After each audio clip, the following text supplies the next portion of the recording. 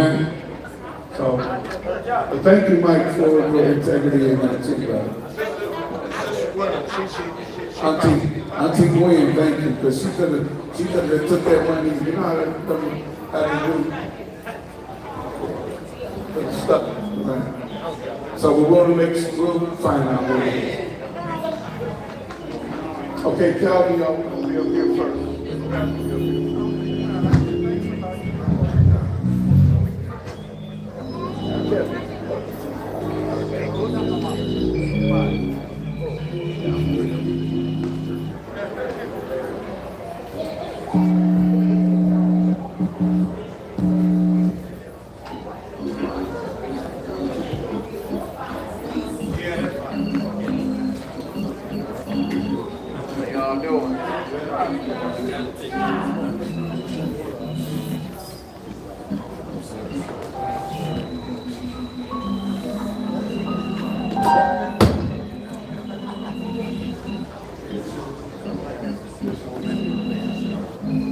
All right, we're getting ready to transition, and I need to see what we have in the room.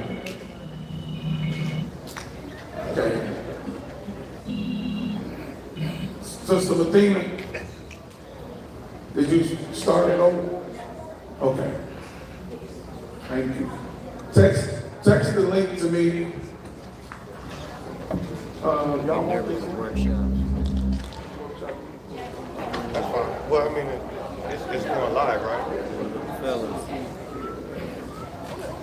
Yeah. She said,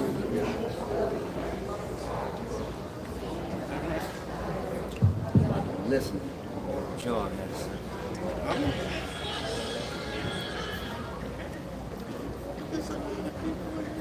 Good. Turn out. They usually don't turn out like that.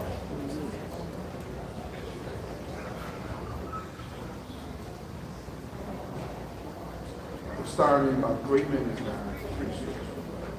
Better hurry up.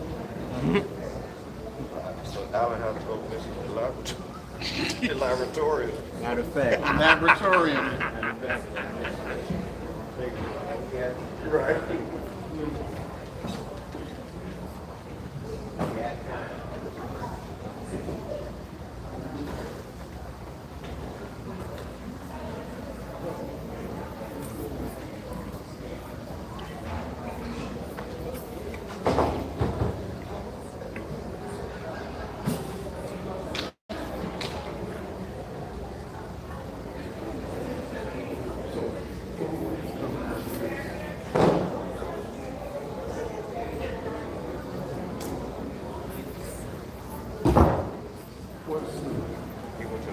Restroom. Hurry up.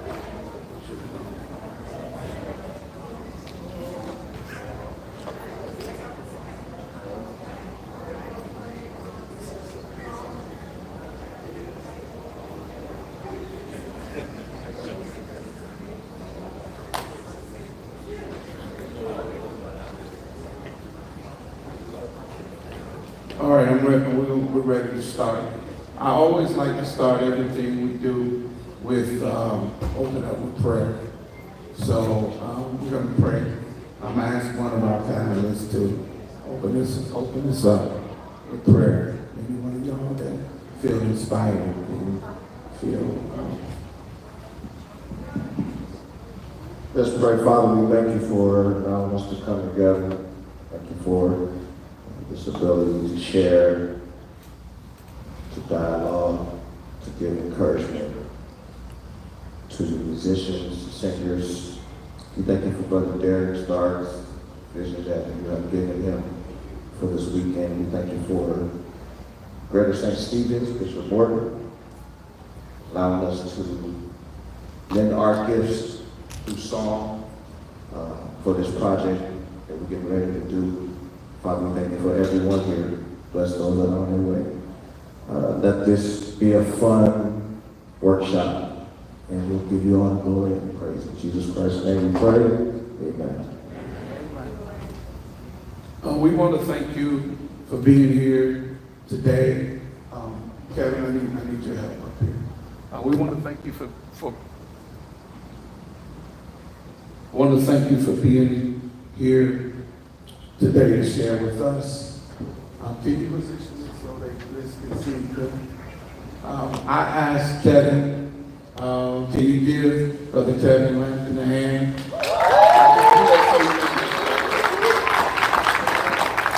I asked Kevin, and I appreciate Brother Kevin and everything that he's done with us, with this session, because being a producer, one of the producers of this, I shared online too.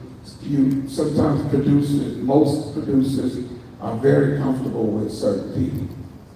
So it's never, when you select a group of people, it's never coming from a place where you sliding people or anything. That something was online about, oh, why they do that, they got musicians over there, they got this. It's never coming from that particular place. But as you will see there, as we go forward, you will understand that there are so many levels to this, and we're going to get into that, and we're going to dig into that. And since Kevin is here as MD, I asked him to help me host this. He know you, he know who needs to be here. So I want Kevin to greet you, and we're going to jump into some questions for a little bit, and then we're going to jump. They're going to do what they do. I'm supposed to clap before I grab it. Yeah, clap. Greetings, good people of New Orleans. First of all, thank you all for showing up. I appreciate y'all so much. I think this is a good opportunity, as Elder Stark said, for us to learn, to see what it's all about, to produce a project, or just to know what it's like to be an industry, what's considered an industry musician. So give yourself a hand so you can come out, you know what I'm saying? That's what we do. And then I'm going to turn it over to Elder Stark.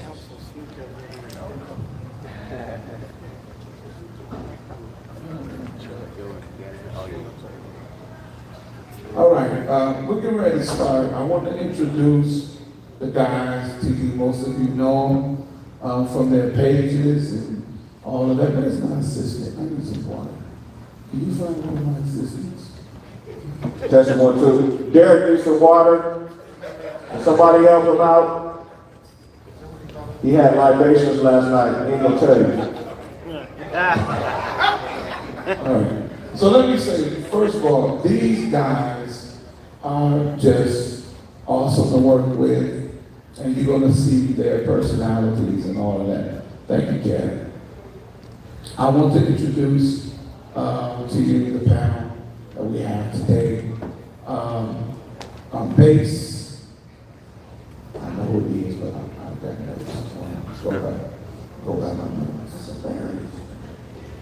Alan Snoop Evans, bass. Snoop has played for numerous artists. Introduce yourself. Go ahead, you do. Hello, everybody. How y'all doing? I'm Alan Snoop Evans. I've been playing. Started out on drums. Played since started about 3 years old. And went to bass about 15. So I'll be 45 August 3rd. So I've been playing bass for 30 years. And just still in love with it. Still love playing bass. So that's me. Bass and health enthusiast. So yeah, that's me. All right. I want you to help too. No, you gotta read your You not notes. gonna talk about him? Yeah, read your notes for him too. Okay, no, I ain't gotta read notes. I don't have to read notes. You just did it for him. No, see, this is what it's gonna be like. All right. Snoop and I played together at Greater Emmanuel for years. He's incredible. He's always, the thing I love about Snoop is his discipline. He's gonna be where he's supposed to be. He's gonna eat what he's supposed to eat. When it's time to eat. Next 20 minutes. He's very disciplined. He knows work. He does his homework. He's gonna come prepared. And I love that about Snoop. Eric Rice.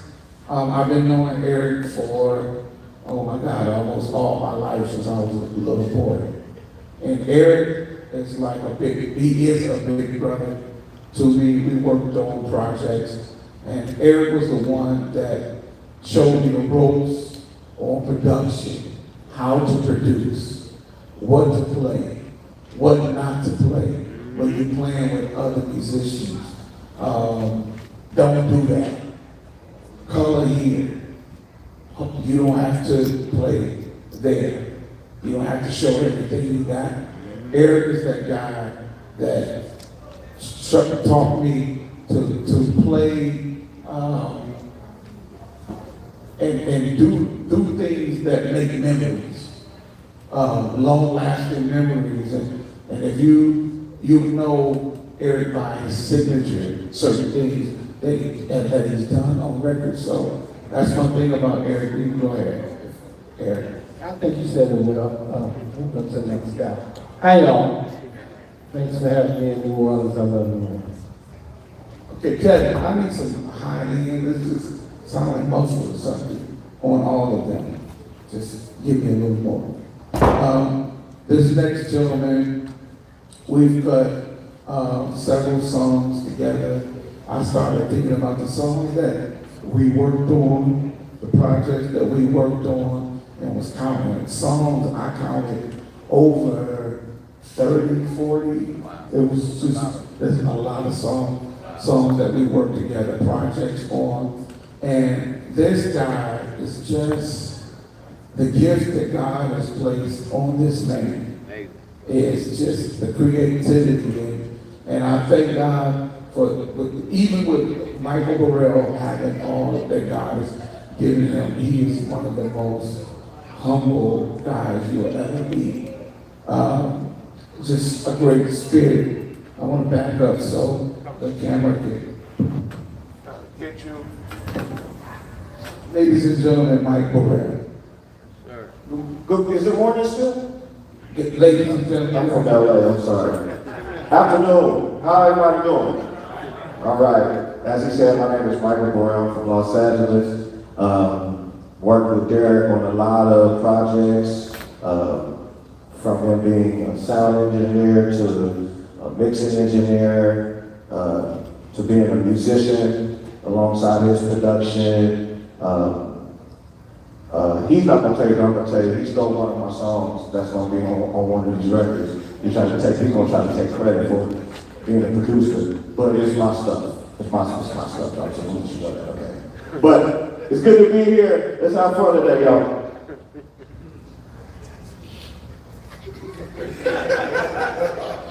we'll deal with that later. All right. So, last but not least, we have two other people that will be joining us on this session. We have Shemaya Turner and also Antoine Walker. They're not with us today, but they will be with us. But holding it down, the drums, I played on songs with this gentleman, and I just have the utmost respect for the one and the only Calvin Rogers. So y'all give it up for Calvin.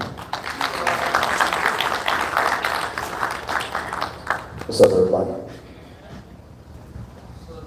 How you doing? What's up, everybody? I'm Calvin.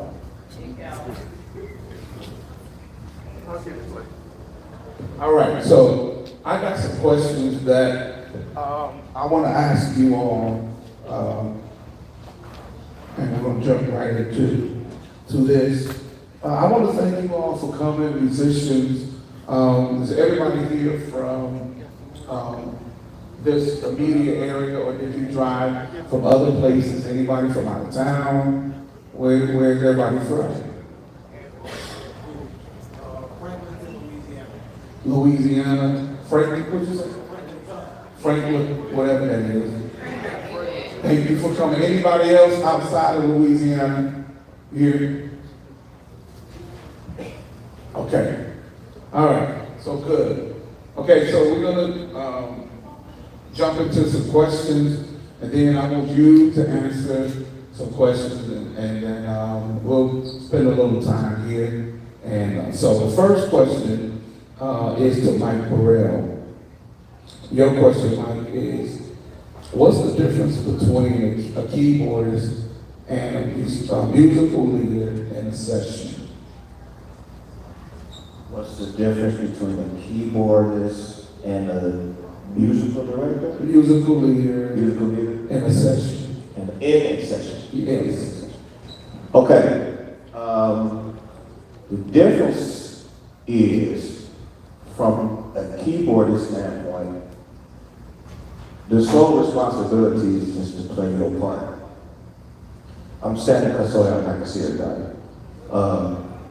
It's the sole responsibility for you to just play your role, whatever that is, on a particular song, on a particular arrangement. The difference from that and a music leader is the leader is responsible for pretty much everyone's role, everybody's role. The leader knows everyone's role. The leader knows how to execute everything, how it's supposed to sound in context with vocals, and then it goes beyond the music. You're responsible for everybody's call time. You're responsible for where everybody needs to be. You're responsible for everybody's business. You're responsible for everything outside of the music. So there's an admin role that the leader plays. So if you can't do that and make sure the music is right, then maybe being a leader is not for you. But I would say, in my career of being a keyboard player and then being a music director and now a producer, it's many factors. It's many factors. You have to know your colleagues. You have to know what they can handle. You have to know what they can't handle. You have to know what suits the music in terms of musicians, what their strong suits are, what their weaknesses are.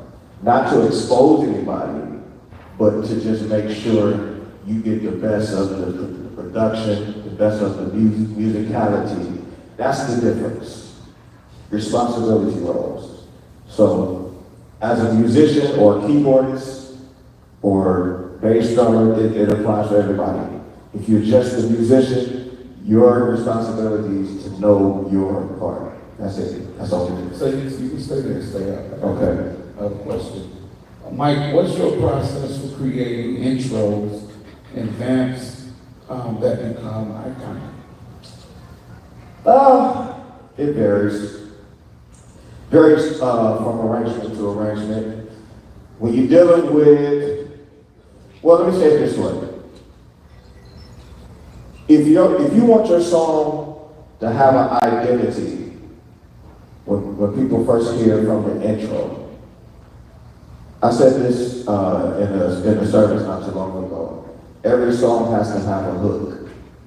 If you don't have a hook, be it a specific drum lick, specific bass line, or a simple melody, you don't have a song. So with that being said, if your intros tend to be overproduced or overarranged, 9 times out of 10, people are not gonna remember those songs. And then on top of that, it depends on what you want people to remember when you arrange a song, when you create a song, when you write a song. What do you want people to remember? You know, if you want this song to be geared towards a line, like I said, or whatever the case may be, that's what you target. A lot of times, a lot of today's music, we hear intros being overproduced. And you know, we talk about it amongst ourselves when we get around our peers, our colleagues. But the truth of the matter is, if it's overproduced 9 times out of 10, if you can't replay it, if you can't regurgitate it, it's a little bit too much. It becomes too much. You know. Now, don't get me wrong. We are creative in our personal spaces, in our social medias, and what we share with the world. That's just what we do on our personal time. You know what I mean? And so, you know, when we come together, we making sure when we execute music, when we produce music, it's for the world to be able to at least mimic. It don't always happen 100%, because I've heard songs out there that people just butcher, but you know, that's not the end of that. But what you want to do is always keep your music to the point where everybody can regurgitate, replay it, re-sing it. Last question in this segment for you, Mike, is what advice do you have for keyboardists trying to find their voice? Practice, environment, and humility. What you practice is what's going to come out of you. Who you're around is what's going to get in you. How you act is going to either keep you at home or keep you working. That makes sense? Thank you, guys. Give them a hand. We're going to Snoop, but I want to ask Calvin and Snoop the same question, vice versa. So, Calvin, I want to get to you. I want you to address this. So, Snoop, the question is, how do you lock in with the drummer to create a tight groove?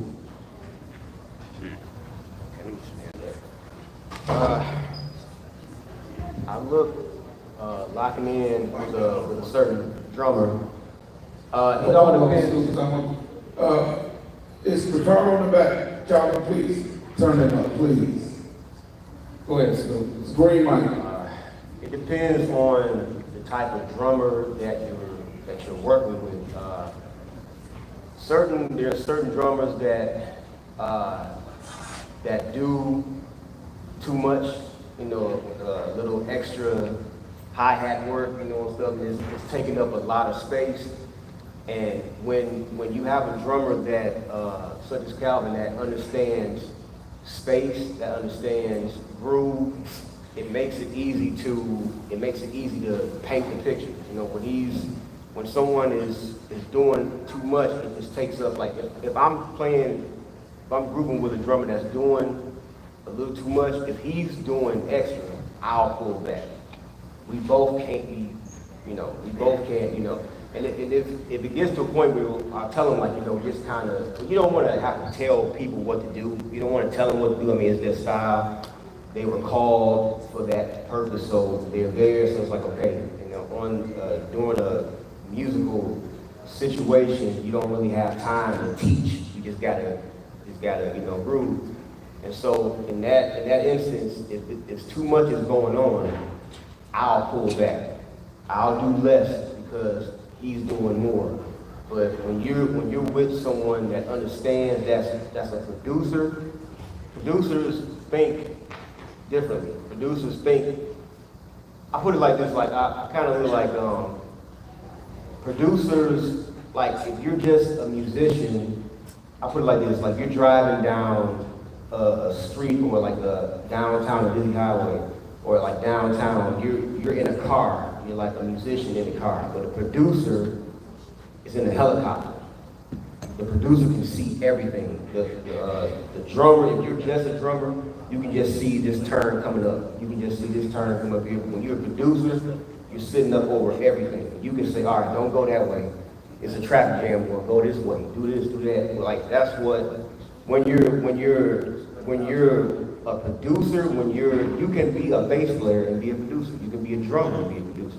You don't have to look at yourself as just a drummer. You're not just a drummer. I mean, if you think you are, then you are. If you think you're just a bass player, then that's what you are. But if you want to be more than just a bass player and you want to make a difference on your instrument, you got to listen. You got to be humility. You got to listen, be able to listen to people, study, learn music, learn other people's instruments. I'm not saying you got to learn how to play it, just learn the characteristics. It's a certain feel that the drummer would do to let you know that a part is coming. So you can kind of think ahead, you know, and you can it's called set it up. So yeah, it's when it comes to that, that's what I do. You kind of just gauge who you're working with, and you go from there. When y'all both understand music, understand the part that you play, it makes it easy. Okay, State, you may stand still. We have a couple of questions for you. The reason why I brought that up, I listened to a couple of songs by the Hawkins family, and the lady Joe Smith Yes, sir. will play bass or drums, and there's some songs that I listen to where the bass and the drums, the kick drum and the bass are hitting at the same time. Yeah. Like almost throughout the whole song. Yeah. And I'm like, the whole song, they're locked. Yeah. And so Calvin, I want to jump to you, we're going to jump back to Snoop. How important is that, or what does that mean? Well, for me, the language between bass player and drummer and the connection between bass player and drummer, sometimes it depends on the type of player, you know. I don't have to be honest, there's not really much effort I have to put into paying attention to what Snoopy does, because we spent so many years playing together that it's really like, that's like me trying to pay attention to breathing. I don't really have to do it. So, but with some bass players, you know, I have to listen to them. So, but it's important, you know, Snoop made an excellent point, which is like, you can produce from your instrument, which is most times, at this point in my career is what I see producers leaning towards. They just hire musicians to produce from their instruments. Those are the guys who do well in session work. You know, that's why the guys call them. They have long-standing careers. So, you know, but you got to see past your instrument. You got to listen past your instrument. The more you are able to fit in between the nuances and the conversations that's going on, because, you know, there's different conversations happening between all musicians.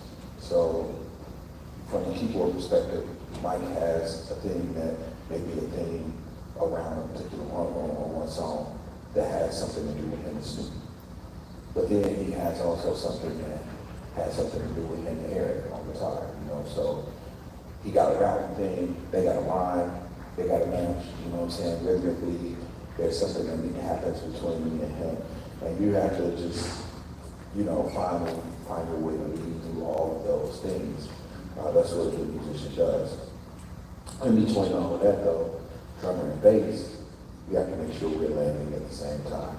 So for me, I'm trying to make sure that I'm involved in the conversation, but I'm trying to make sure I'm involved in the conversation, but the primary person that my dialogue is geared towards is bass.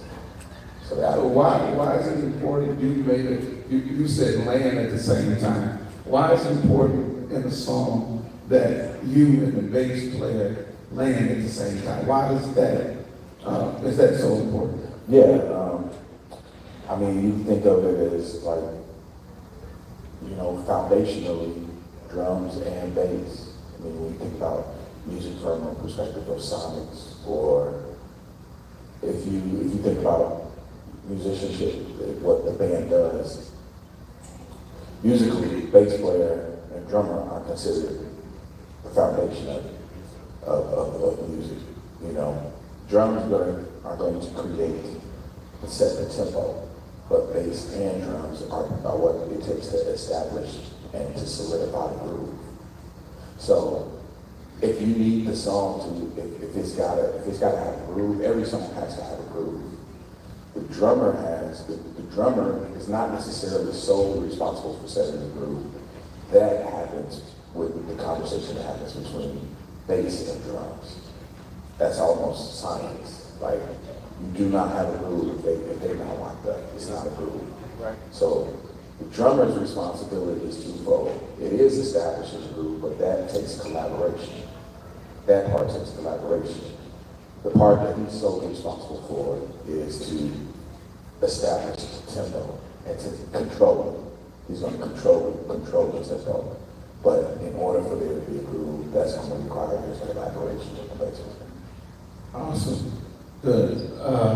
Snoop, what is your process with learning music when you have a project like this? What is your process? Well, not just a project like this, church, anything you're doing. What is your process? My process, I like to listen to it first before I sit down with it, before I try to learn it, learn the changes. I like to listen to it first. I'll listen to it, it'll be dozens of times, depending on, like, with me being blessed to do this for a living, I'm not always able to, some producers will send you music months in advance, and it's like, I got other things that I'm doing, I got a session here, I got a conference here, a convocation here, so I'm learning music for all these things, so I'm not really able to sit with that music for, at that time that they send it. And we just did a session, we had to tell the guy, it was like, the session is 2 months, the session is 2 months away. He's like, y'all listen? I'm like, no, I ain't listening to it yet. Like, I presume I got other stuff that I'm doing. I got a service tomorrow. I got a track I gotta do in the morning. Like, I can't learn the song 2 months in advance. So when it gets close to the time, like I'll start like a week out, with this we're doing like about 12 plus songs, and like a week and a half before, I'll start really listening to everything, getting it in my spirit, and just learning it and just grooving with it. And then once I sit down, that way I'm not stumbling over it, because that gets frustrating when you're trying to learn a song. You're stumbling through it, you gotta keep rewinding, stumbling. So the more you know, the more you retain, and it's easier when you sit down to put your hands to the song. But that's mostly what I'll do. I'll just start out like that, just to get the and once I learn, like, when I'm away from my instrument, that's kind of when that's not most of the time, but a lot of times that's when I get inspired. I hear a groove, like when I'm at the grocery store, I'll hear something. Sometimes it happens when I'm with my bass or I'm playing, but a lot of times it'll just happen when I'm out doing something and not thinking about it. I'll be listening to the music and I'll be driving and I just hear a groove and I'm like, I'll just get out my phone and I'll just make a voice memo of it so I won't forget it.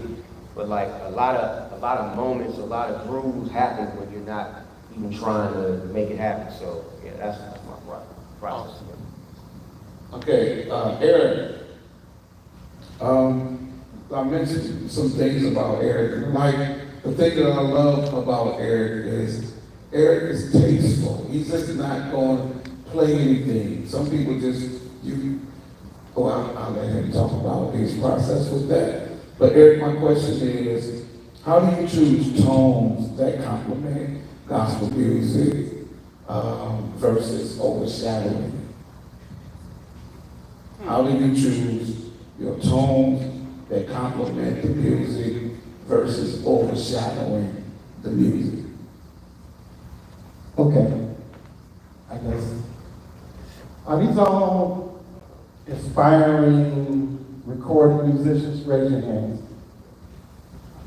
Okay, cool. So a lot of them just pretty much use a Levitical order. That's cool too. You don't care that about making a record. You just want to play good music. That's good. For recording, I got a buddy, Rick Wofford. He also plays guitar. And we agree to the same sentiment. They don't pay me for what I play. They pay me for how I think. And it's very important to be able to play the right sound. I've been doing it for tons and tons of years. My friend Gwen Morton was back there. We used to work together with the Thomas Whitfield Company. when I was about 8 years old. And Tommy would say stuff like, man, I got on the courts, man, just play something I can't play. Well, that turned me into buying effects and ladies and phasers, and I got 3 pedals over there on the floor, and I got about 4 more in the bag. I'm gonna try to get the right sound every time. I'm gonna try to play rhythm perfectly every time. First of all, I'm gonna try to be in tune. I got to be in tune. You know, out-of-tune guitar is the death of the life of a studio musician. And I try to play pretty good rhythm. I can't get on Calvin's nerves. My chords can't be wrong, that gets on Mike's nerves. I can't get in a register so low that it's bothering Snoop. So the name is, it's really how you think, and I have to figure out how to keep all these dudes great. And then when you get a spot where you need to sign it, and you get back out. And I've done that a couple of good times, and I think that's why Derek keeps calling me for stuff. But yeah, that's it. You can't dance music. You're playing too much. It's like putting a million pictures on this wall. That's the way I see it. You put a million. If I try to put something here, put something there, put something there, put something there. If I add 10 more chandeliers in here, now these 4 chandeliers are no longer special. Right? So you wait your turn. Give him a chance to play something sweet. Give him a chance to play something sweet. Do yours, get back out, go sit down. Okay, Eric, I'm still with you. Oh, What are your go-to licks, pedals, and techniques for building energy?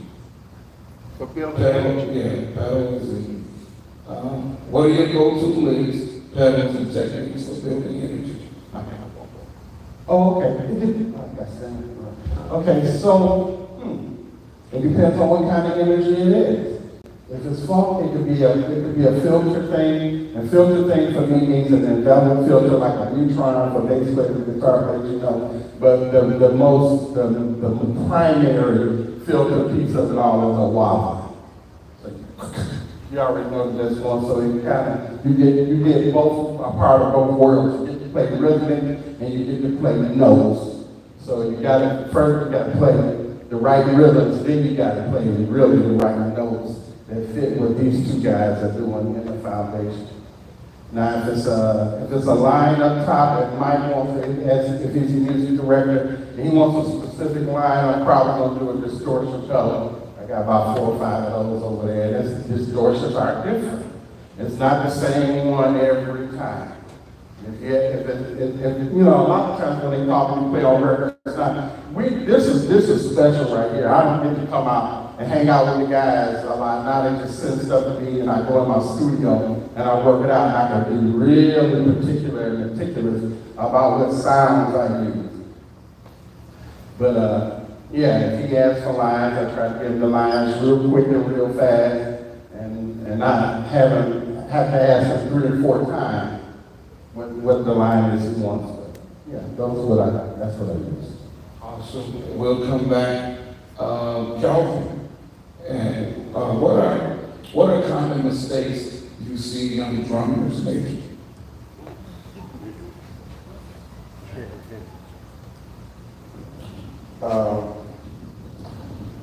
The common mistake, the common mistake that I see a lot of young drummers making is probably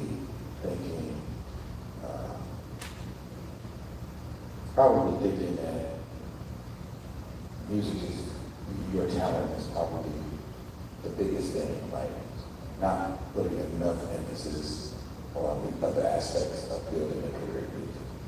I think that talent alone will be enough to help them build a career. Which leads me to my next question. What does it take to sustain a long-term career in the industry while staying grounded? I mean, you can make compromises on some things, but one of the things that is absolutely going to help you most of the things that are gonna help you build a long-standing career in the industry have nothing to do with talent. It's gonna be about your character, it's gonna be about your professionalism, it's gonna be about your discipline, it's gonna be about your ability to remain consistent. So those are things that long-standing musicians have in their corner. I guarantee you, if you look up any musician that has had a long-standing career of 20 plus years and has been able to maintain a level of living in the way it costs to live, just to walk outside costs like $100. So if he has built a career doing this, there are certain things he will tell you, man, I cut corners on this, I cut corners on that. You can build a long-standing career, you can cut corners when it comes to how good you are. You can cut corners with, not practices as much as you should. But there are certain things that just, you won't have a career if you are not adaptable. People can't work with you. If you are problematic, those are things that will absolutely be sure, but you don't have a long-standing career. So, again, the things that you need to have a long-standing career are the things that have absolutely nothing to do with how good you are. Very good. Eric, I want to ask you to come back to you.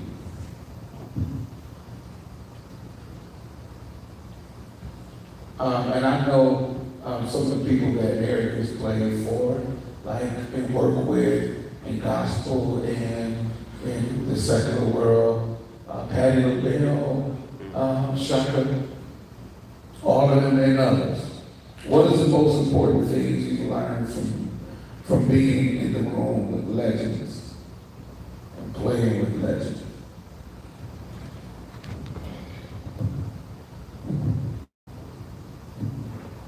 They're in the room with me and God is with me.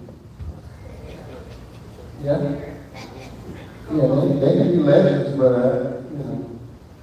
I serve a true and living God, and I just kind of walk with him. I represent a lot of people. My wife is over there. I got 3 kids. I got 2 grandkids. Wherever I go, that's who I'm representing. I don't want to embarrass her. I don't want to embarrass these guys. You know what I mean? So when you're out there, you get this. So there's a lot of traffic. There's a lot of traffic. There's a lot of traffic in the church, truth be told. Most of the traffic. All right, yeah. The best trouble I got in was right here. Right? Y'all act like y'all knew. Yeah. Yeah. It's true, right? Yeah, but you got to be integral. You got to be integral. It doesn't matter if it's a Hollywood Bowl or if you're playing in PJ's coffee shop down the street. You just got to give God your level best. Give me your level best. It could be your last time. I always try to play like it's my last time. I may not ever get to play with Calvin again. But this time, I'm going to have the greatest time ever playing with Calvin. Anything can happen. So do your best every time. Go on to the restaurant. Don't phone it in. Don't do DoorDash. Be in it all the way 100. Front footed with it. So it doesn't matter if you're playing with a legendary artist or a local artist. Are you going to pull back from a local artist that don't have the name that a legendary artist had? Oh, no, never. No, everybody is the same. I treat them all the same. If I took the call, I'm bringing Eric Rice. And he's going to bring the most high. And I'm going to bring the best gift that I have. Yes, sir. Right? Mike Burrell, I hear you talk about the red board and some things, but how do you stay relevant and fresh with your sound after decades?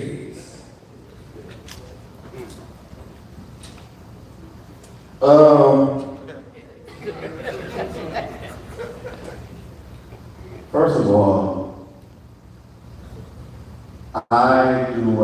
do because of what was before me. I say that because being here in New Orleans, he just talked about that being around the legends. You guys got a legend in the building right now. And it's Sister Gwendolyn Moore.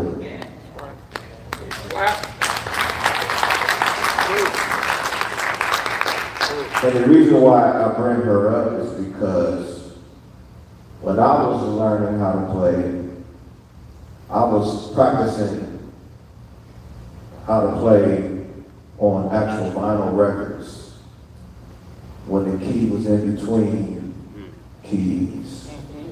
And we were trying to figure out what key the song was actually in. So when I heard a voice like Sister Morton, it was on one of my mentors' album, Brother Thomas Woodfield. The one and only. When I heard her say, I keep the devil running. And I'm so glad. Y'all know that song. Y'all act like y'all don't know. I'm encouraged. I go. So, with that being said, staying relevant has everything to do with what was before you, what you contributed, and how to move forward with what's ahead of you. And then on top of that, being with the younger generation, being around the younger generation keeps you sharp too. You know what I mean? What the younger generation knows now, I wouldn't even think to do when I was coming up. And a lot of that has to do with the internet age. You can learn anything. You can learn anything on YouTube. Everything is at our disposal now. And that's a good thing. It's also a bad thing, but we're not focusing on the bad thing. The good thing about it is when you surround yourself around the generation under you, everything is fresh. You know what I mean? How they approach music, their logic in how they approach music, what they play, is fresh. And the Bible says iron sharpens iron. And so to stay relevant, I make sure I'm around the young generation, not to keep them at bay, but to encourage them to continue to do what they do. You know what I mean? I can honestly say when I was coming up, yeah, there were people that were before me. Majority of them encouraged me to continue to do what I do, but then there was the ones that was there that was hoarding the position. They didn't want you to do anything. They didn't, you know, they was the person. You know, they were the state organist. They were the pianists of that day, and you know, they didn't allow you to come in and just be in the presence. You know, just be in it. So I kind of just, you know, I always say, whatever environment you in, like soak that all up, soak it up, because, you know, when it's your turn, you'll know what to do. So to keep myself relevant is always remember the old, what you contribute in the present, and then how you accept what's new, what you accept what's new. And you'll always stay relevant. In terms of that keyboard, it don't matter what you play. Let me just set the record straight. All of my pioneers, there's a big argument that we have between what brand of keyboard is the best. It don't matter what you play. All right? One of the oldest instruments in church in general is the Hammond organ. Ain't nobody talking about that. But it don't matter what you play. I like to play the brand called Nord.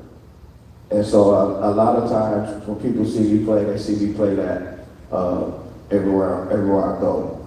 And so being that God has opened the door and gave me favor with the company, They send me keyboards every year and have me create sounds and share with them on their platforms. I do sessions for them, and the trade-off is the keyboard or money. So either way, it's a good situation because you know I pay bills and I got to keep the keyboard. So God is good there. But I like the board in particular because it works for what I do in terms of in ministry.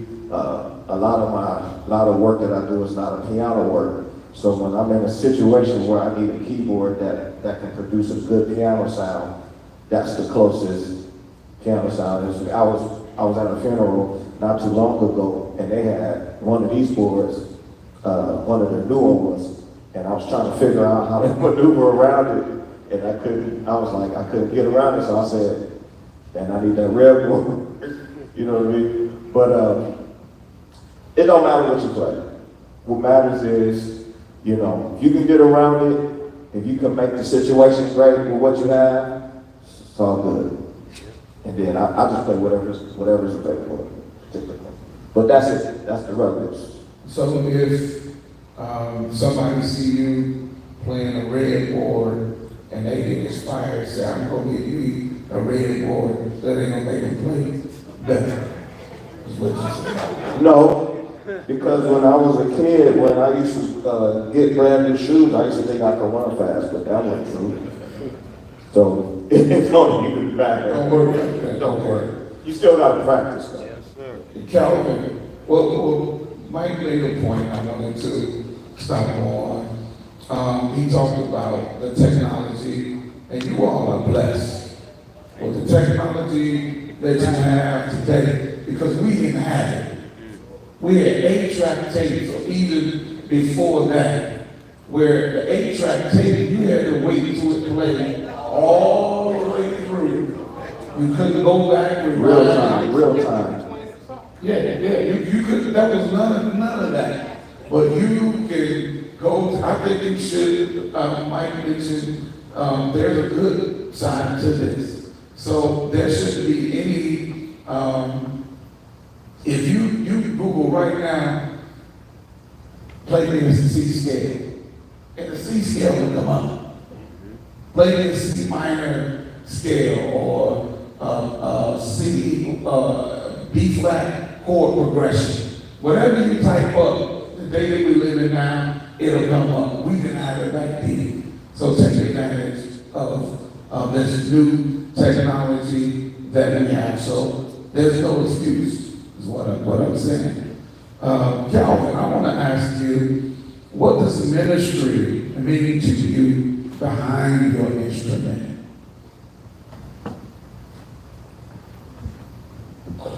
All right, so Go ahead, I'm sorry. I'm sorry, I know you I know you'll get off real quick. No.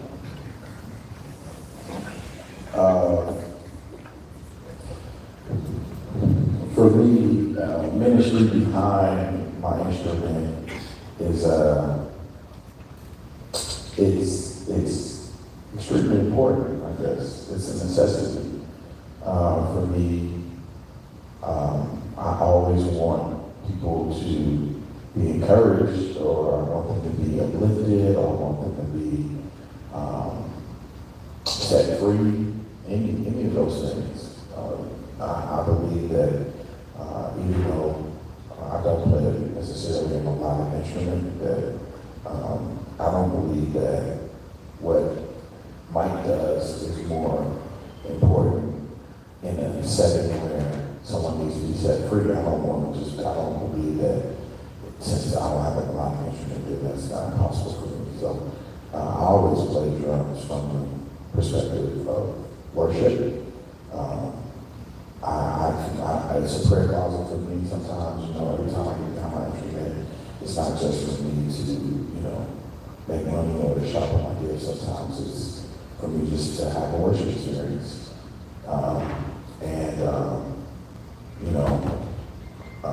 Here in the church, I think we have access to to us that our worshipers,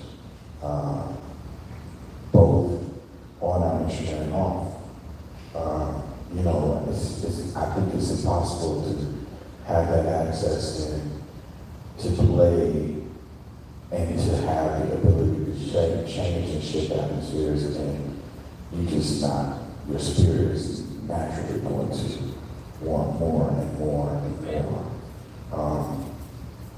And so, you know, for me, ministry behind my instrument is just what is it? It's necessary. I guess I would say that it's necessary. It's also it's a gift, and I'm gonna have that access to it. Awesome. I have one more question for everybody. Then I need you to get your questions together, and then they're going to play something for us and whatever else they want to share. So this question is for everybody across the board. I'll start with Stu. We'll just go around. Can you share a moment from a recording session that changed your life? Any recording session? Any recorded section that a moment that changed your life?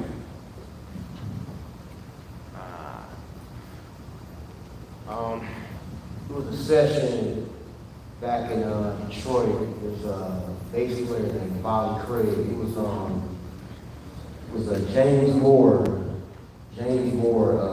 recording at Living Memorial. And first I gotta shout out the King, Joe Smith. Joe Smith was one of the greatest ever touched drums with bass.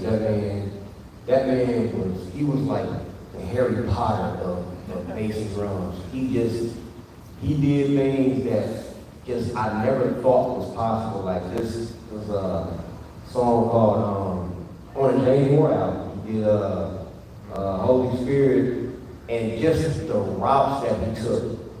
I was like, what is that? I was starting to learn bass. And I was like, why? I'm like, why did he do that?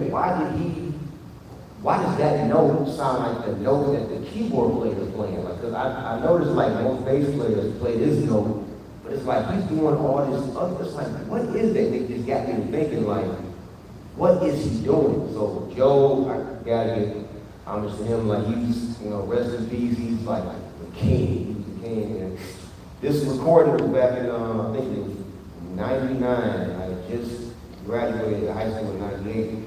It was James Moore was doing a recording, and they was doing this funky song, and the song ended. And Volley, he's another one that sat under Joe Smith, and he passed a couple years ago.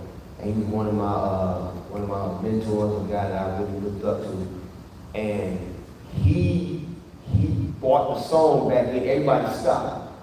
And then he just started thumping, and just everybody just turned, and just the whole place just went up. It just went crazy. And he brought everybody back in, and I never will forget that moment, because it was like, man, you see the drummer, it's like the drummer, everybody wants to be the drummer, because like that's the funnest, all the kids want to play drums, but that's the most energy, that's the most, you get to, have the most energy. Everybody wants to be the organ player because he's the MD, that's the one that, get the MD. Everybody want to be the lead guitar player because they're out front. They get the, it's something that attributes to that, that instrument. But it's always like the bass is just like kind of like the background. But when he did that, and I'm young, I'm in my teens, I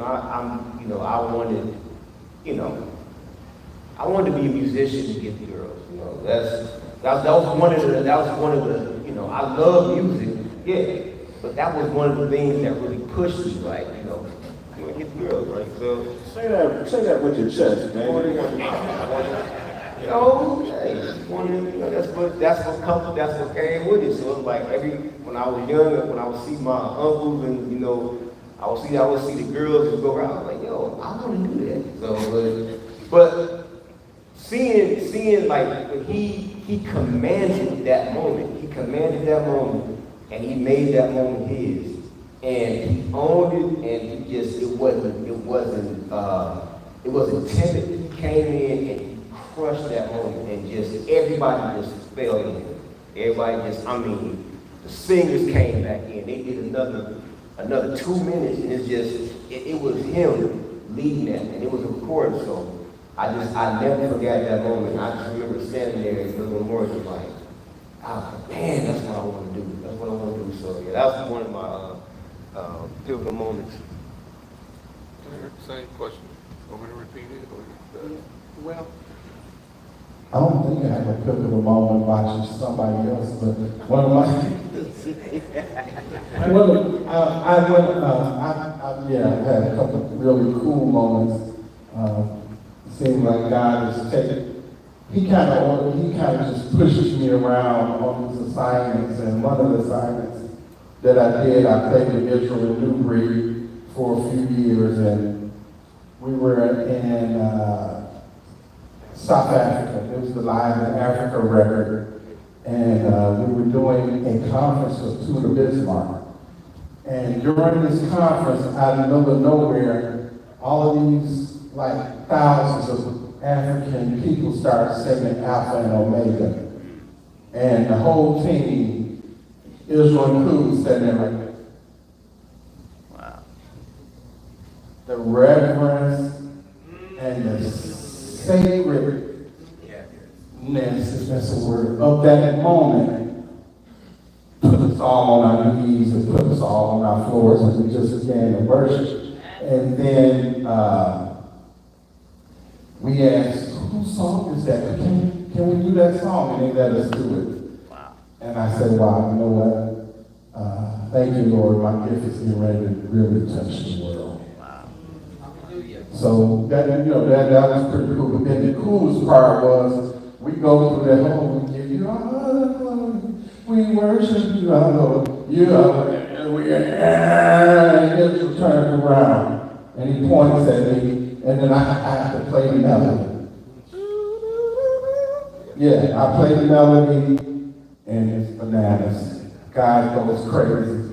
I start crying. Mike drops his sticks. He starts worshiping. Buddy, hands go, and it's crazy. And I'm like, can I raise my hands? And by that time, it was, that's the moment. I like to change my, Hold on, we're gonna come back. We're gonna come back. But we're gonna come back. I know you spoke from a different perspective. That was cool too. But we'll come back. You spoke from a different perspective. And that was cool too, but we'll come back. Eric talked about that Alpha and Omega record. How many heard that? And sang it at your churches. And he spoke to something that is very important. I feel like it's very important. How important is it, Eric, while you on that, to play the melody? And it's almost, at that moment, it was like Eric's guitar was talking. It's like his guitar was saying, we give you all. His guitar was actually talking those words. And you can feel it. So how important is it for a person to play that melody at times? I know I just said it.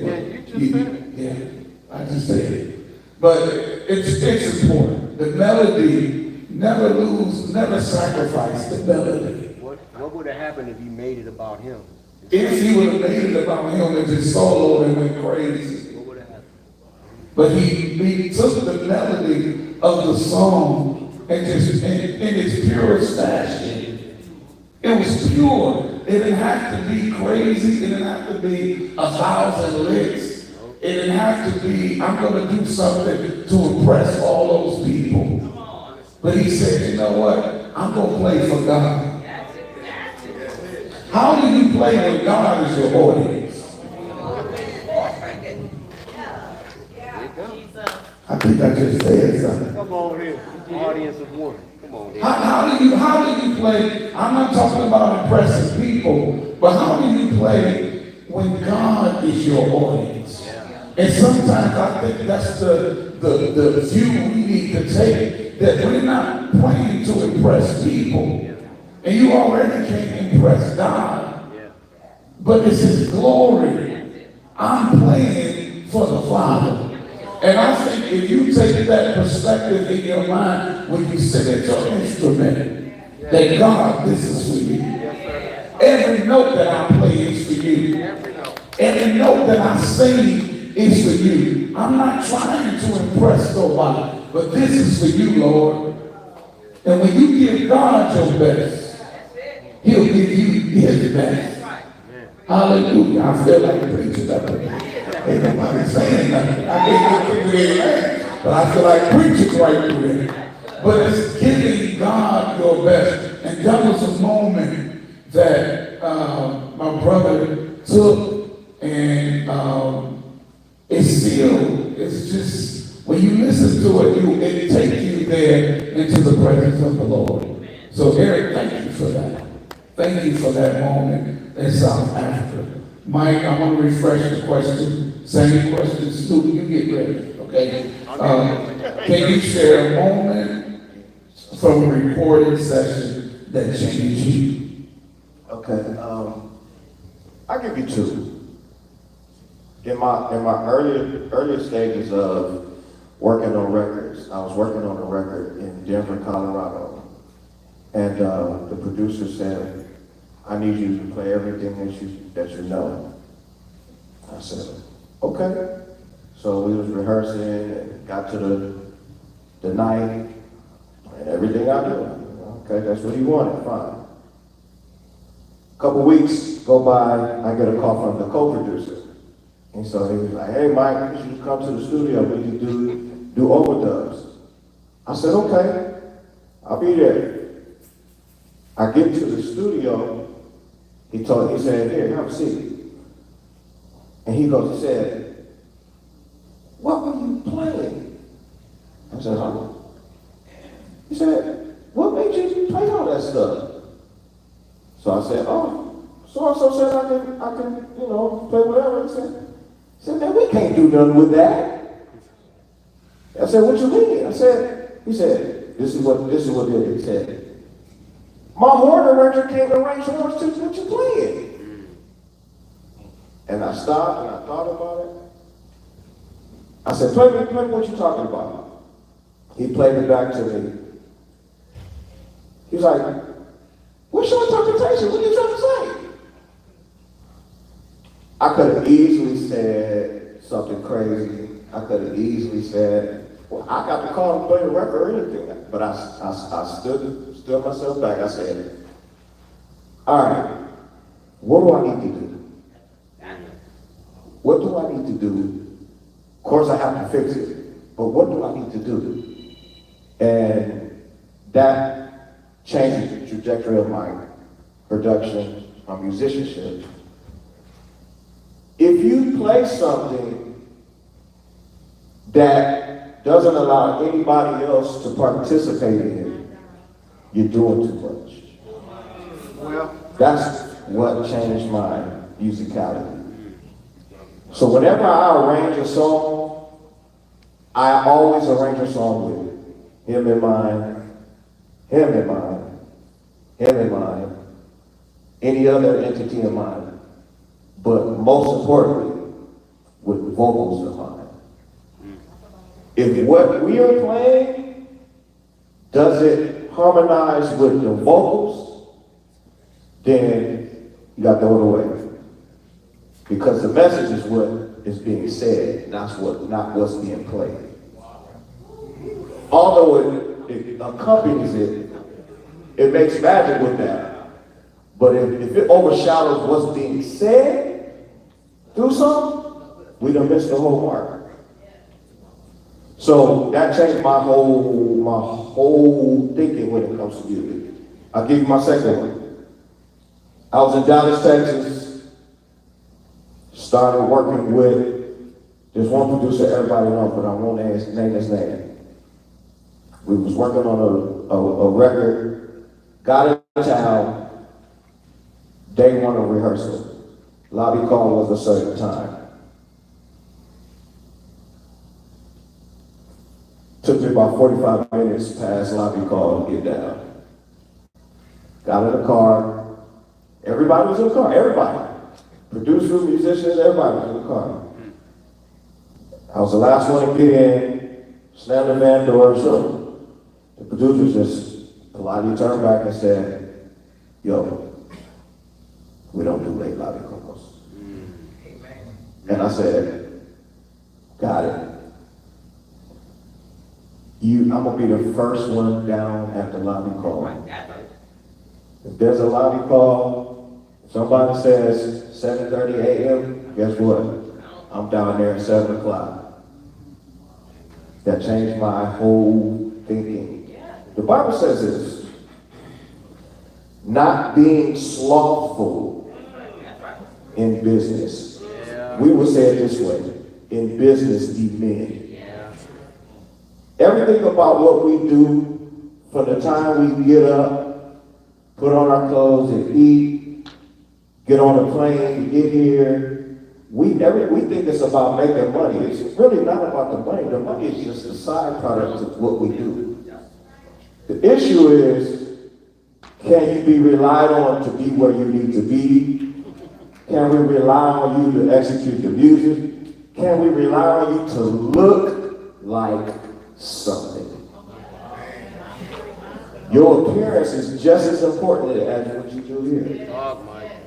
Yeah, I was that guy. I had braids. I had the flat iron. I was a thug from LA. I really wasn't, but that was just the look. That was the look. But let's just keep it a buck.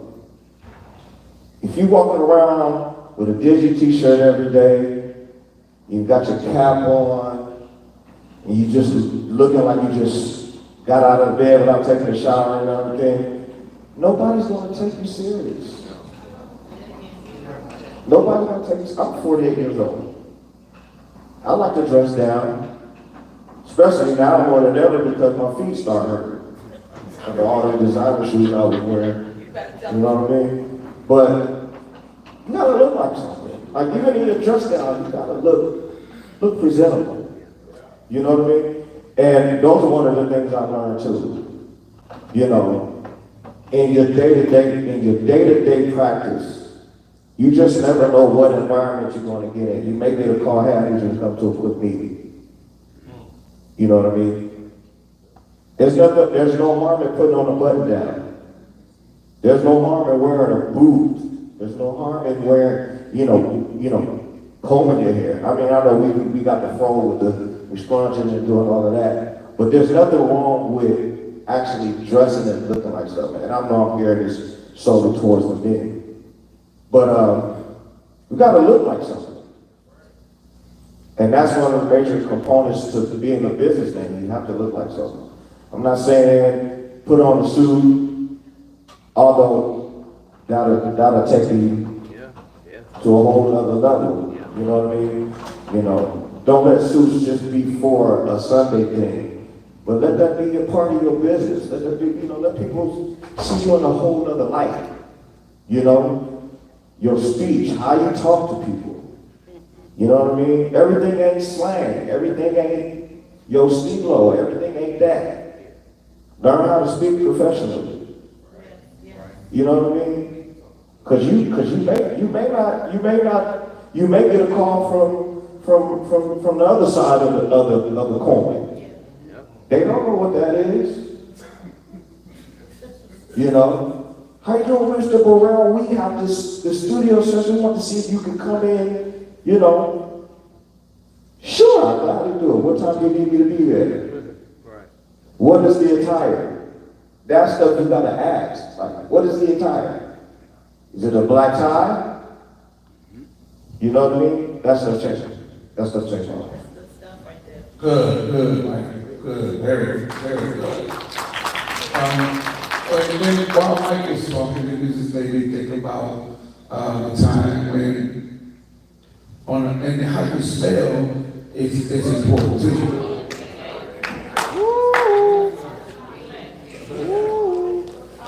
Yeah, take it back.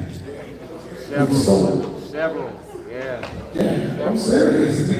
We don't talk about these things, but it's true. I was ministering music at the church, and the guy came in for the service, did it out all night, and was smelling like everything. And I said to home, I don't go home, but I'm missing two services.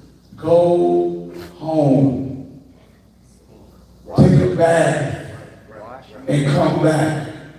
Because when you step up here, you represent something.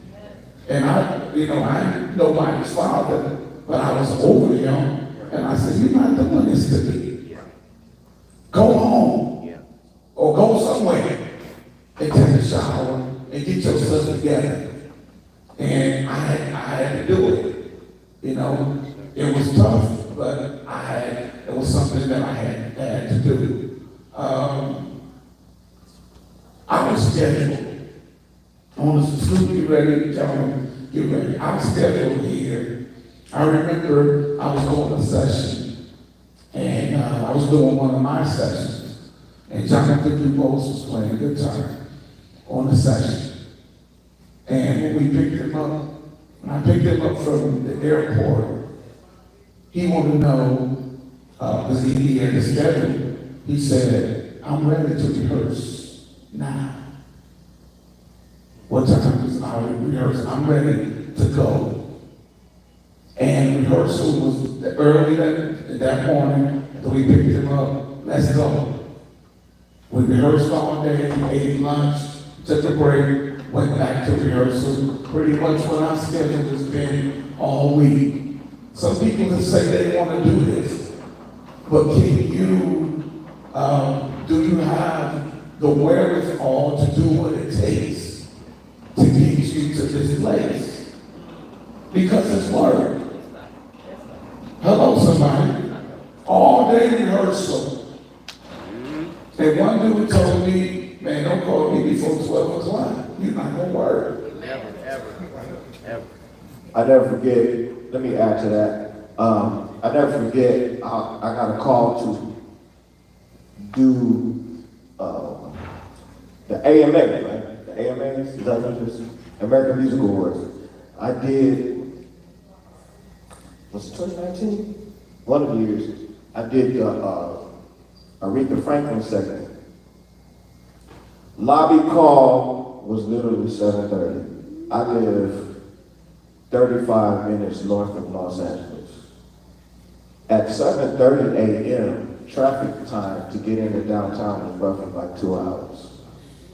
Sitting in traffic, but by the time you get onto the freeway, by the time you get off, I was up on the freeway at 5:30. Just to get to downtown LA before 7:30. So again, to say don't call you past 12 o'clock. Well, man, you early bird catches the word, Jack. You know what I mean? Store the business hours is open is before 8 o'clock. So you just messed up your whole money situation right there. That's true. Not to mention. And why you mention that, talking about what Not to mention, what we doing ain't working. It's not working. I mean, I get to play a bass, I get to sit down doing something I love. It's not working. I've been doing this, I've been blessed to do this for like 23 years. I used to work in Fago back in Detroit. I used to work from, I had to drive a high-low. And I had to be here, I think at like 11 a.m. to like, I think I want to say 9 p.m. I miss everything. Miss all the gigs, miss the concerts, miss everything. I was miserable going to work. I had to drive high-lows. I could never finish any orders. Like, I would spill pop all over the place. And whenever, like, from the time you punch in, it's these high-lows are zooming trying to finish these orders because you on a time crunch. You want to finish enough time to get some lunch, to eat. Like, I could never finish in order, ever. Like, no matter how hard I try, I'll get there early. I'll always be dropping pots, spilling, they honking on. I'm like, come on, man, you messed it up. So I'm like, I gotta clean up everything. I could never finish in order. I worked at a hardware store. I worked at Target. I was a cashier, pushing carts and stuff. And my dad's a pastor. He worked at a bank. And he worked midnights and pastored the church. His pastor, that we came out of, his pastor was a coal miner. He was a coal miner and a pastor. Y'all know how difficult that work is? A coal miner and a pastor? My dad said it was men, he was in his 40s and 50s, a coal miner and a pastor. They said men 19 was quitting after the first day. Like, I can't do this. This man is a coal miner and a pastor. I get to play the bass for a living. And I don't want to get up at 7. I don't want to get up at 6. What are you doing? You're not working. It's not work, number one. I can't wait to get up. Like, I get to play a bass for a living? Thank you, God. You know, Snoop, the question, you Name yourself. no, you just took a different route You took it. with, can you share a moment from a recording? Yes. session that you did? Yes. That changed you. But I want to say, I played with Snoop many years at Greater. And one of the things Snoop would do, and people would look at me, I play a chord, and Snoop would play a note, and they look at me like, ooh, that was sweet, but it wasn't me. It was Snoop playing a different note on a chord and gave it a different thing. He does that a lot. That's one of the things that he'll do that in a minute. And that's why you can't just look at yourself as, man, I'm just a bass player. Like, it's not an ego thing. It's not an ego thing. It's love what you do, love your craft, practice, learn. You gotta listen to music in order to know what works. I gotta listen to the key. I gotta know when, and I'm gonna get to that. You gotta know when to do it. You gotta establish the song first. You can't just be subbing at the beginning of the song. Like, I mean, you can't sub notes. It's a certain point to do it where it makes a mark. If you do it too soon, it's like, okay, now you're doing too much. You gotta establish the song first. Play the song. Sing the melody, play the song, and then once you establish that, now you can embellish a little bit. You can embellish every, a bridge come, okay, now you can embellish, now you can advance, now it's high, now you can have fun. It's just like now you can, kind of show off. But my moment, it wasn't a recording, but it was in Lagos, Nigeria. It was another moment like that. It's something called The Experience in Lagos, Nigeria. And it's a concert from, I want to say 7 p.m. to 7 a.m. And the whole time, it's in 2 stadiums. It's an overflow stadium. And 1 year, I think it was with Fred, 1 year, it was a million people there. A million people. It was a stadium was filled, and then the overflow stadium was filled. Million people. And that was one of the concerts, and like just to see, and 1 year it was raining, and they were jumping and dancing. Number one, they walked for 10 plus miles to get there. Walking, just they had to escort us there. It was people with Uzis, it was wild. I've never seen nothing like that before in my life. But to stand on stage and to see the worship, to see people that just walk 10, 15 miles, come in and not sit and look at you, they're jumping around and they're happy to be there. It showed me that, number one, we got it so easy. We got it so easy. We're so blessed. we're so blessed, it's ridiculous. If you see a ghetto here, it's like a suburb there. Like, I mean, we take so much for granted, it is unreal. But seeing that moment, that really, and it wasn't important, but that moment really stuck with me, and just like, man, and God, you gave me a chance to do this. Like, I don't take that for granted. So that's why I'm gonna prepare, I'm gonna do my best, I'm going to, and it don't start, you don't go from your room practicing to that. No, you go from playing in church. How you handle church? Like you say, like you come, you get here when you want to, you don't learn the music. It's not the MD's job, it's not the keyboard player's job to give you your notes. Basically, it's not. You're supposed to learn it. I want to learn a song so I can add to it and make it something. I can't add to something I don't know, so I gotta learn the song. And so and when you understand that, you gotta honor the $100 services before you get to Wembley Stadium. You're not just going. I guess it's a misconception with musicians. It's so much freedom. You think everything is just easy. Okay, I can just do this. No, you gotta have a discipline. You gotta have discipline because you will get lost in the freedom. You get lost in the freedom. You don't have to. Most of the services are, concerts are at night. So, you really don't have to get up early on a Sunday, but the rest of the week you can kind of sleep in if you want to.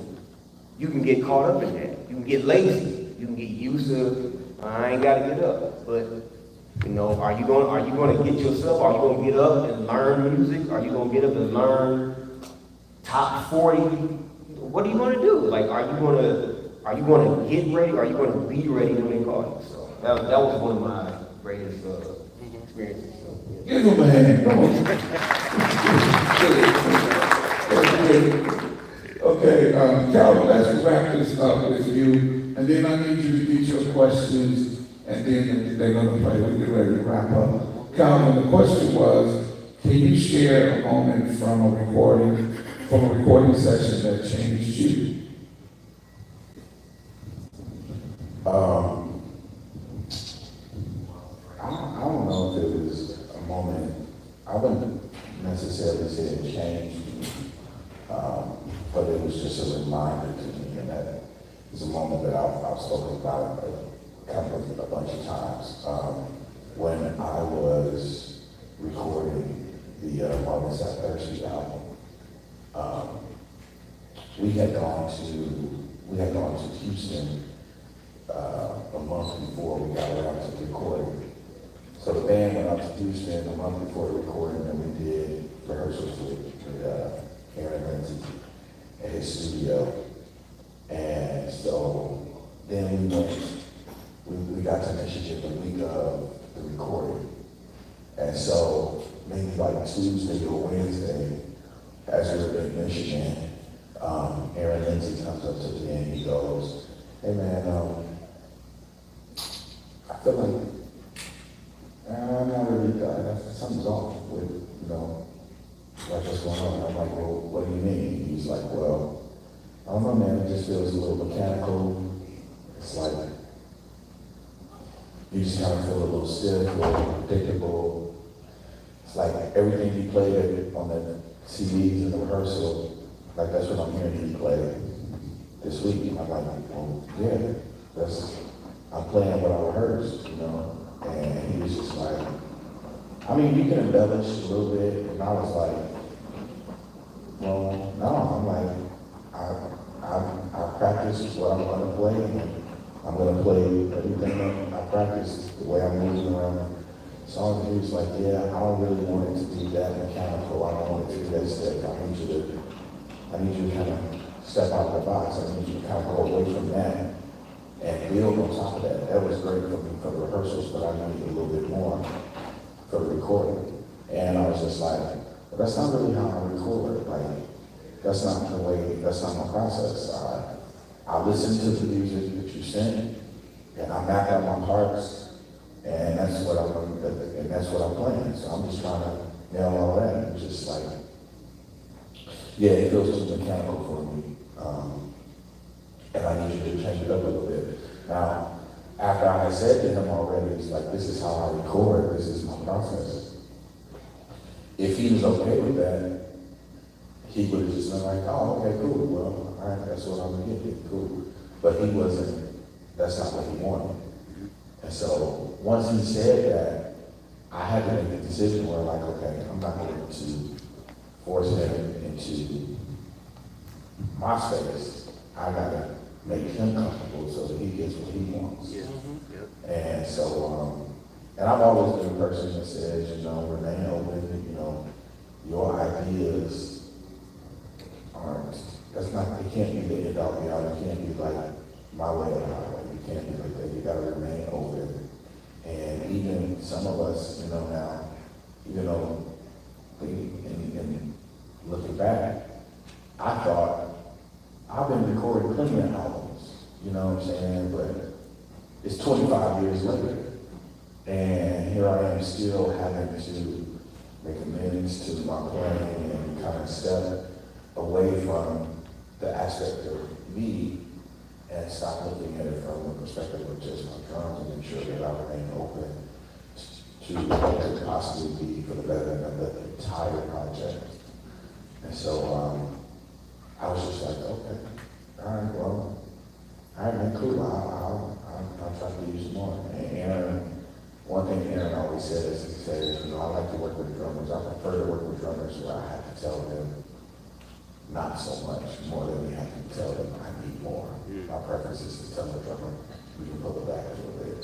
But like if I have to tell the drummer, you know, I need more than them, and usually those are the kind of guys that just work for me.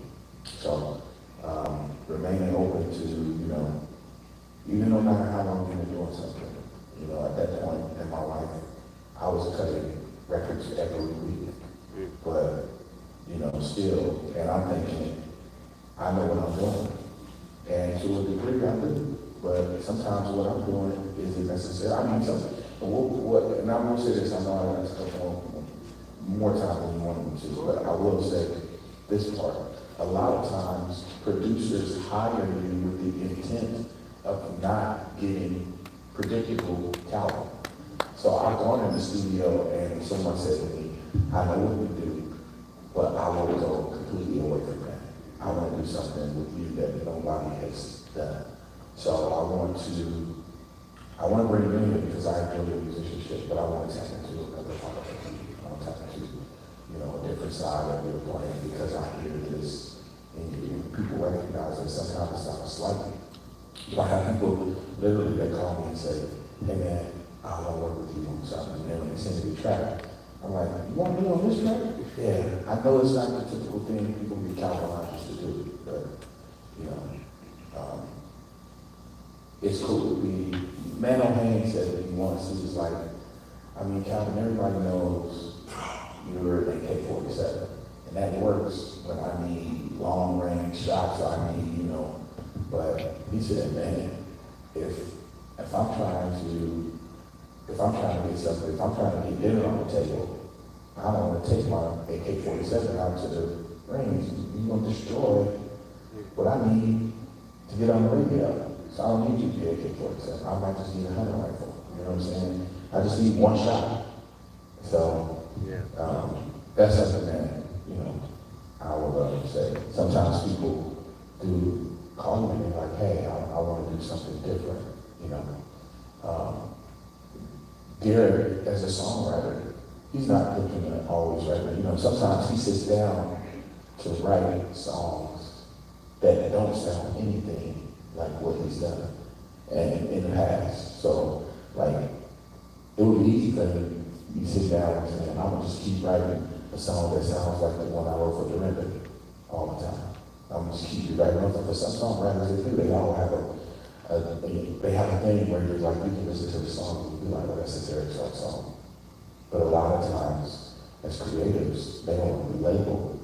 So sometimes the challenge for them is sitting down and creating something that doesn't necessarily sound just like what I usually create.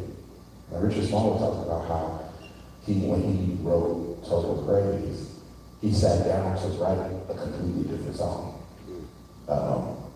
And he was saying the Lord was dealing with him with this ballad. And he was like, I don't want to write another Jesus is the center of my joy. I want to write something else. And he sat down and wrote something else. It just so happens that Total Praise, he couldn't get away from that. But he talked about how he was just trying to write something else, you know. But as creatives, you know, I think it's very important for us to always not be resistant when people say, I know that's what you usually do, but I want to do something else. So be open. Good. Good. Come on, give them all a hand. We're going to take a few questions from you, but I wanted to say to the musicians, make sure that you walk in integrity. Walk in integrity, and don't try to undercut your brothers. Are y'all hearing me? Don't try to undercut your brothers, or hey man, they gonna pay you $1,000. He want to charge you $1,000. I do it for $5. That kind of thing happens in the industry. It needs to stop. Yeah. You know, on many levels. I was in a session with the Clark sisters. We was at Vanguard Recording Complex. Anita Baker was in the A room. They were in, the Clark sisters was in the B room and was working on something. So I went over to the A room with Mike Pop. Went over there and they asked me to play something on a project on Anita's. So me going up in the church, I was told you going to hell. If I'm serious. Can you do that? Can you play that chord? You do that? And then I had to learn that an A-flat chord in gospel is the same chord in jazz. It's the same chord in classical. So some things I had to learn. So my point is, when I went over there to do it, all these thoughts in my mind about the church, this and that, I said, okay, it's like this is all we need to do, this, and this. Nothing complicated. So I got excited. I went over, some other musicians over there. I told him I was going to do it.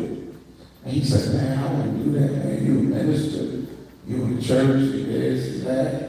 Man, that may not be a good look for you. And so I went back over there and I told Mike, I said, man, I ain't doing it. I'm not going to do it. I can't do it. I just don't feel right because of somebody else's conviction. It wasn't my conviction. It was somebody else's conviction. So I told him, I'm not doing it. I can't do it. I left the studio for a break, came back, and the guy that told me not to do it had already cut it, and it was done. So I went back, I said, bro, you told me not to do it because you're a minister, you doing this and you doing that, but you cut it. Oh man, it wasn't that, man, it was just a little line, it was just something, and I think it was a big line on the Body and Soul record. And I was messed up about that because you did that. You waited till I left and you went over there and did it. I'm not going to call his name, but if you go look at the Body and Soul record, you can almost put it together. I'm on mine. I got to watch. Okay. I ain't saying no names. But to this day, this person is calling me. Can I get on this? Can you hook me up with that? And I can't be bitter for what happened in the past. But my point is, you gotta be careful how you treat your brothers and sisters. with that undercutting thing is bad for all of us musicians. So I'm going to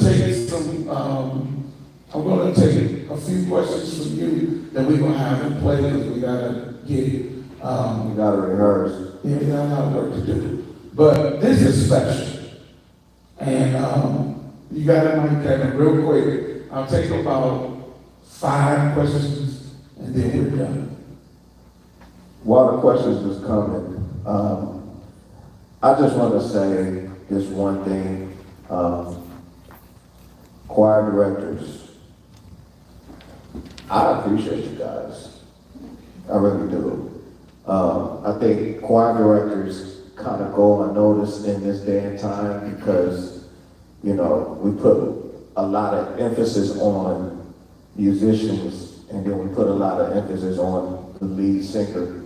But it's always a good thing to collaborate with choir directors because choir directors, you know, they have such a creative mind, and a lot of times they don't know how to get it out because the majority of them aren't musicians. And so when you get with the musician, you know, I work with some good choir directors, and I also work with some bad choir directors. I've had some of the bad choir directors, they can't count to save their lives, and everything is in fours. I don't understand that, but I do appreciate a lot of the choir directors that are out. You guys don't get your flowers as often, so shout out to all of the choir directors. Thank you, Mike. That was for you. No, it wasn't to you. I said choir directors. We have a question. And state your name, all of that, and what you play and all of that. My name is Charles Ross. I'm a keyboardist from the Mississippi Delta. So my question is a two-part question. How important is it for keyboard players to have a strong left hand? And also, how important is it for a keyboardist to be able to play multiple keyboards in case of a situation that your tech die or, you know, the laptop crash or anything like that?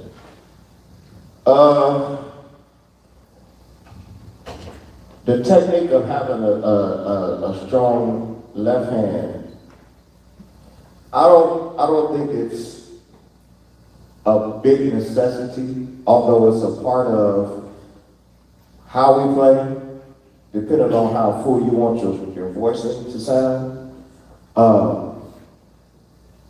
But as long as you can execute what needs to be done in a song, you know what I mean? You're fine. I think that's just a personal thing. You know what I mean? Practicing different voicings. That's more of a personal thing. Because styles vary from person to person. And it's based on what you study and who you're studying to develop that. So I don't think it's a big to do. You know what I mean? It's just based on your study preference, your practice preference. The other part, to multiple keyboards, is how important it is. You know, we're in the computer days, the computer age. It's not that important. It's just preference. It's based on preference. I know, you know, we see these ministries, everybody got the computers up, you know, you running stems in service, you know, and then you got all the keyboards. 9 times out of 10, you're not going to be playing all that stuff. No way. You know what I mean? It looks good. You know what I mean? It depends on the person. Depending on your willpower to create in that moment. You know what I mean? Can you play a lead line? Can you play a lead line and then play the piano or the pad at the same time? You know what I mean? Are you in the way of your auxiliary keyboard player? Or are you in the way of the organ player? Are you in the way of the guitar? Because everybody plays a part. You know what I mean? So it's just based on, is it necessary? Do you deem it necessary to have all of that? You know what I mean? And I just think, me personally, playing the stems is too much of a crutch. Because everybody wants to sound too polished, too clean, or in the term we use, sounding like the record. So you create stems to sound like a record when all you need to do is just practice and play the role right. You know what I mean? So, but it's based on the chemistry of y'all and what works. So. To piggyback on what Mike was saying, sometimes musicians are in a situation where they don't have a full band, so their left hand does that, them chords, and building that left hand, there's some techniques and some things you can do because it just, I was going to demonstrate something, but I won't. I think that it's very, very important to do at times. So to make it full. So I grew up around, we keep talking about the reverends and the maestro, Thomas Whitfield, and Tommy played. I mean, when I say played, he played. And could play with his left hand like he played with his right hand. Full chords. And it's just, you know, I think it works. Next question. Yes. Good afternoon. My name is Seamus Edwards. I'm the CEO of Northern Keys Music, where we give free music lessons to kids out there in the city of New Orleans. My question is, what ways can we encourage musicians to give back to the kids?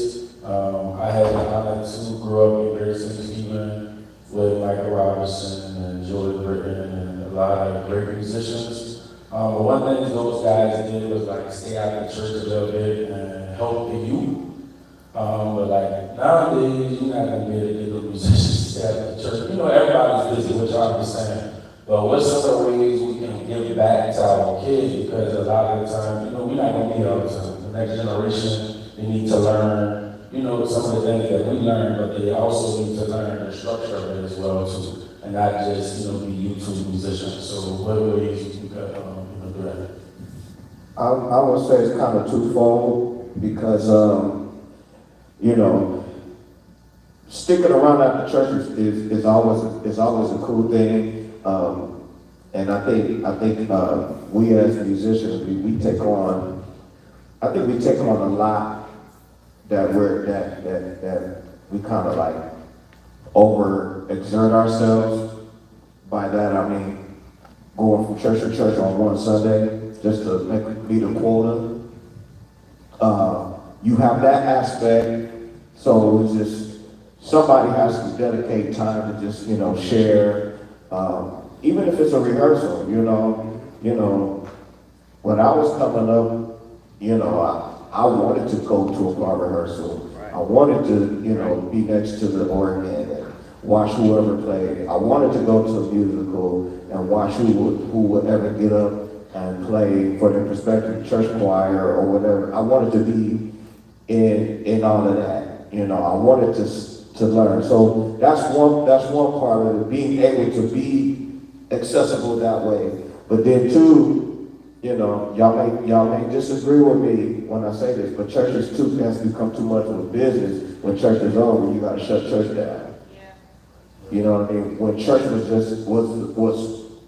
for the community. Like when church was over, we were able to get on instruments. We were able to sit and play. Even if nobody showed us anything, we were able to do that as kids. And so I believe that, you know, if kids are hungry for it, they're going to always show you that they're hungry for it. Let them get on the instruments. Just let them bang on it for a couple of minutes. You know what I mean? Before the deacons be like, all right, time to go. You know what I mean? Like let the kids, you know, even if you don't show them what the C scale is, which is the easiest scale because it's all natural keys. even if it's just that, like, let them have a moment of just banging on the drums, banging on the organ, you know, give them that time. And then if you see them, then you can be like, okay, because that's how I learned. That's how I learned. My dad, he played, but he saw that I had such a yearning to want to play that thing. I broke a racetrack toy and used it as a volume box, and I was acting like I was playing the organ on a coffee table. Wow. And he said, all right, let me take you to church. Let me take you to the church. He opened up the church, turned on the organ, and showed me my keys and showed me how to build chords and everything. That's how I learned. So I think if we keep the church open enough and bring the children in and let them show their interest in the instruments, they'll learn. You know what I mean? And then the other side of it is in their homes, you gotta invest in your kids. You gotta invest in, I don't have kids, y'all, but I was a kid. You have to invest in your kids. My first instrument, my dad put a down payment on the down payment to get an organ in the house. So you have to invest in your kids. If you see that if your children are interested in a certain thing, you know, if you may not like drums being in your house, you know, because it sounds like noise to you, it may not be noise to them. You know what I mean? So it's kind of twofold, like, you know. So when my father brought the organ for us and the family, when first I had a Casio CZ101. A Casio keyboard that I could just move around to the house, and my father noticed that something was happening because I started playing everything I heard, and I would be at the TV like,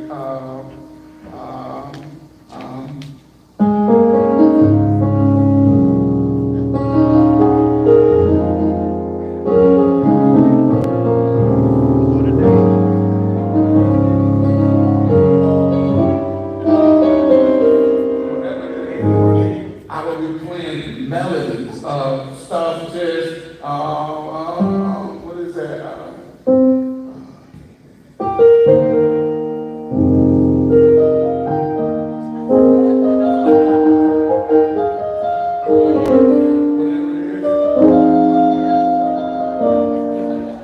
That's how I was learning. Sitcoms and commercials, and my father was like, there's something here. There's a gift. And he bought an organ for the family, and my sister, my brother, none of them took to the organ, but I did. So that was my thing. And also, private lessons, you can make that investment in private lessons. One of the things that helped me in church, I was a part of a jurisdiction. We have a jurisdiction in the Church of God in Christ. And the jurisdiction I was in, Rudy Stanfield was in the same jurisdiction. So when it was convocation time, Rudy was on the organ. Yeah, Rudy was on the organ, I was on the keys. So that was my lesson in service. And Rudy didn't stop and say, okay, do this, I need you to do this, because I wanted him to. But some things are taught, and some things are caught.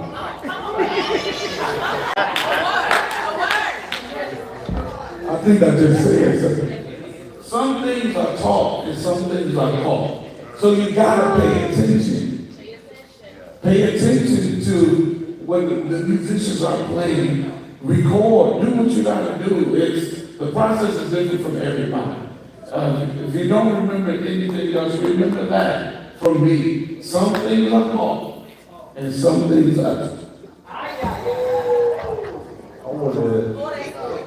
Go ahead. No, go ahead. If I could just kind of add to what you asked, We was talking about the whole YouTube generation, YouTube and internet generation. Growing up, I'll be 45, so I kind of had the best of both worlds. I didn't have it. I started out with cassette tapes and VHS, and then we gradually went to CDs, then internet, and this and that. A lot of the time, the musicians that are confident in who they are, they're willing to impart to the young ones. The ones that are confident and they know that they have a voice, they have a place. They're confident of, they're not intimidated by the ones coming up. It's just a lot of the young ones don't have an ear to hear. A lot of the young ones don't have an ear to hear. And it's because, and it's with everything being so, you can just sit down on your phone, you can just type in this person and you have access to their videos, things that Joel, like typing up Joel and just seeing how the things that Joel Smith had to go through and all the musicians of old, the way they got, they're not the John DeVoe, the Thomas Whitfield, how it took their life to play and learn. I can just type in that and I got instant access to it. I don't understand the process it took for them to get it. So I don't value them because it's so easy. It's so, I remember I never for the longest, I was telling them, I didn't even know how Joel Smith looked. I didn't know how he looked because I didn't when I was coming up when I was 15, it wasn't internet back then. So I couldn't just type Joel Smith's name up. I didn't know. So when I finally saw him, it was just like, yo, that's him. Like, oh my God, that's the guy. That's the guy. When I would sit down, I would practice in my room, and I would try to mimic. I would spend hours trying to mimic what I heard. I'm like, that's the guy right there. That's him. So when he tells me something, yes sir, I'm not. That ain't how. What am I gonna tell him? That's the guy I'm trying to be like. That's the guy I want to sound like. But nowadays, it's not like that because it's so easily accessed. So it's like, and then on top of that, we had to like different musicians that we looked up to. We had to just hope they would be at a certain place. A lot of times they would be out of town, touring, doing different things. And like, man, we had to try to catch them. And if we do go somewhere to a musical and they're there, it's like, oh my God, this moment is just like, and we're sitting watching intently. And now, kids got iPhones, 4K. They won't bother. Not all, but a lot. They won't bother to take some of that money to not buy some Jordans, get an Uber up to the church, and you got and this kid and this musicians there that's willing to impart to you, but we're not going to chase you down to give you the knowledge. You got to come to us. I got a plane, I got a flight to catch, I got a family to raise, you have none of that. You got time. Come around. I'm willing to give you the knowledge, but everything is so easy, they don't understand the process it took for us to get there. And so they're not willing to hear. So it's some of the older musicians, I won't talk about it, but some of the ones that are confident in themselves, and they want to see the young ones come up. They want to see the young ones take it to the next level. We're willing. We're absolutely willing. It's just the young ones have to have the ear to hear and the persistence to make it happen. Next. My name is Shay. I am president worship leader, choir director, Greaters and Seasons, my church. I have the opportunity to serve in multiple contexts, different ministries. So this is more of a local music ministry question for churches. Thanks for the shout out to choir directors earlier. So this is about rehearsal. I know growing up in church and having been a part of the music ministry for so long, I'm used to like everybody in rehearsal. Musicians, choir director, everybody in rehearsal. I know that things have changed over time. And so I've been able to experience different ministries and the way they do things. My question is around your perspective on having rehearsals in silos that never really come together to create a synergy. Is that just kind of like where we are now and there's still a way forward, or that's how it is now and we can still be excellent with that?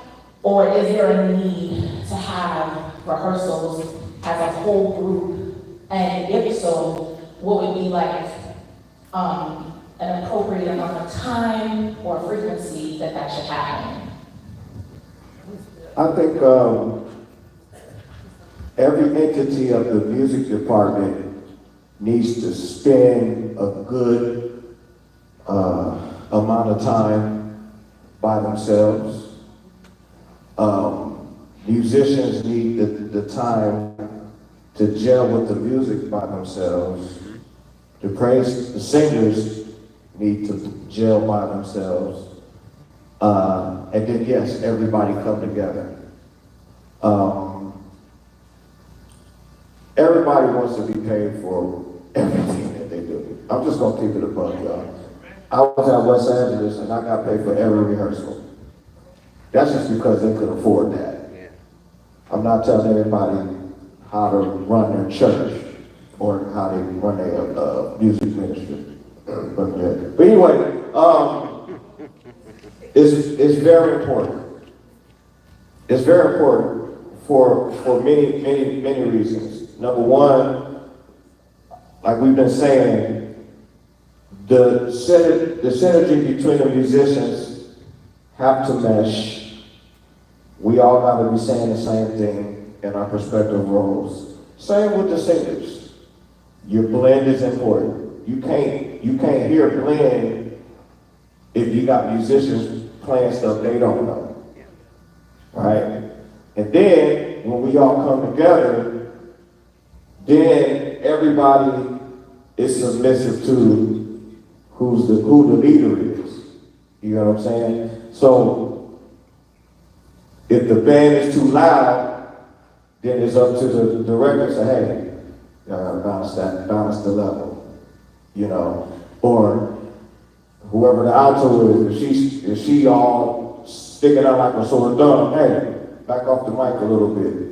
You know, all of that stuff matters. You know what I mean? That's how you develop your sound. But to your question, every rehearsal matters, and then everybody should come together. Everybody should come together. Yeah, and I want us to say the approach that we're going to take one more, and then we're going to let you all see us rehearse and see the process. We're going to jump into that.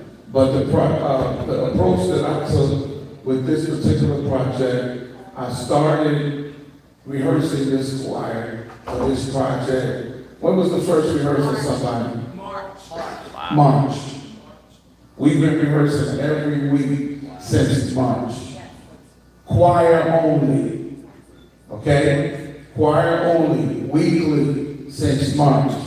The band came in this week, and we're finally coming together to put it all together. I wanted to put my focus on the choir, the vocals, drill the choir, drill the choir, drill the choir. And now we're to the point now, we've been singing it so much that they can almost sing these parts with their eyes closed. They're comfortable with it. And I know every situation is not the same. And then with the band, it's like having, somebody taught me this. Who was the best basketball all-star team? Was it with Magic? Yes. Magic, who was on the team? Magic, Michael Jordan. Barkley. Okay. Dream Team. The Dream Team. For me, the Dream, could nobody really beat the Dream Team, right? Right? All right. For me, This is a dream team. I don't know who's Michael. I don't know who's Magic. My name is Michael. No, I'm talking about in terms of the position. So we got Michael Jordan, Magic, Barkley, Larry Bird, whoever the dream team is. So, well, who? Scotty?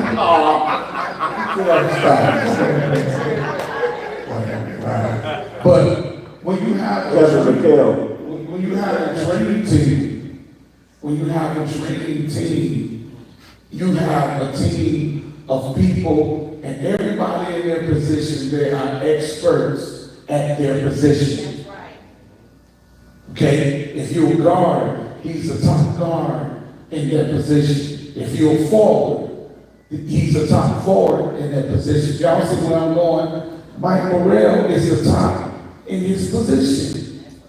Calvin, even though he got on the organ the other day while I was going forward, but the drums is his position. Snoop, and he took me out that day. He told me, Snoop on the bass. When you talking about when you ate lunch? Yeah. On us? I don't need Snoop on the drums. I call Snoop for the bass. Eric Bryce. I don't need Eric on the drums, even though he would play drums. All of these guys, every last one of them who produced this record. Any one of them. Any one of them. With their gifts. That's who they are. But this is a dream team. That's what I try to put together. So, I'm grateful for the team that I have, that we're working with. They are amazing and incredible. We're going to take one more and then we're going to start our rehearsal. We got to break because y'all food is here. It's the food here. Their food, not the other food. Okay. Blake. Oh, it's coming in now. Oh, I see the tray. Yeah. Dre, you ain't do nothing. Come on back in here. Okay, we'll take it. All right, guys. My name is James Thomas. I pastor a church plant not far from here, former musician, and man, thank y'all for pouring out so much. Question. I have a question here. One is on family. How do you balance? We had a conversation online earlier this week. They talked about capacity for guys who have family, wives, and kids and pour into the future of their kids. How do you balance a demanding recording career while trying to invest into your family? And then I look in the room and I see some talent here. A lot that was said, a lot of these guys that I'm seeing, they do a lot of the stuff that was talked about today. So my question then would be is it a networking thing? And if so, can you guys give us some principles on how our home team, people here in the city who understand a lot of these playing principles, how can they get some of those calls and make the most of those calls? Good. One thing I would say is just keep working hard, keep doing what you're doing. And at one time, I was chasing a call. But when I qualified myself, the call started calling me. That's a word. So you gotta be ready when the calls come. You gotta be ready, just continue to prepare because Jonathan Dupont said the Bible speaks about time and chance. The Lord is gonna allow us all to have that at some point. You gotta be ready when that call comes for you. Anybody else want to touch that? We gotta move for you. Well, you said it. You want to be ready. Don't get asked. Don't you get asked. Don't you ask. And a lot of times what's happening, what you're seeing, just like Derek said a couple of conversations earlier, undercutting and undermining your brother to get a gig is not the way to go. Scripture says it this way. he that gather riches, but not by right, dieth a fool. So when you manipulate yourself to work, that's give it not by right. You gotta cheat your way into the gig. That's not the way to do it. I never asked to be on anything I've done in my whole entire career in music. I got called to do it. So that's what you want. And then, and again, your character is what keeps you in it. Your character and your ability to be responsible will keep you working. Now, granted, we can't do everything. So if there's an opportunity, if someone call us right now and say, hey, I need something, I need y'all to come together and do something, say like a concert. We'll use a concert. You know, get a call to do a concert, say, hey man, I'm not available. But there's this kid I know. Right. Yep. You know, I give you his number. He's real nice. You know, he sits up under me. You know, I show him a couple of things. I think he'll be a great fit for what you're doing. Look him up, and then that's how you get your opportunity. And that's the cycle of the business. That's how it normally goes. You know what I mean? So to his point. Always be in a ready posture, always practice, be ready, make sure your business is tight, always ask questions. Ask questions. Even if you feel like you're getting on the person's nerves, still ask questions. You know what I mean? You know, we always use the basketball analogy, but one of the one things that made Kobe successful was he was asking people like Michael Jordan, okay, how did you do this? How did you prepare? How did you do this? You know, you need to ask questions. You know, I know what I know as a producer because I ask questions. If I was in the studio and see the engineer doing a shortcut on the computer, like, what was that? Show me that. You know, how did you get it to go, the computer to do it that fast? You know, oh, okay, like that. And next thing you know, you have the knowledge of how to be an engineer, you have the knowledge of this and that. So always ask and always be ready. About the family, I think you should touch on that. Or Brother Eric. Touch on the aspect of balancing the family and your career.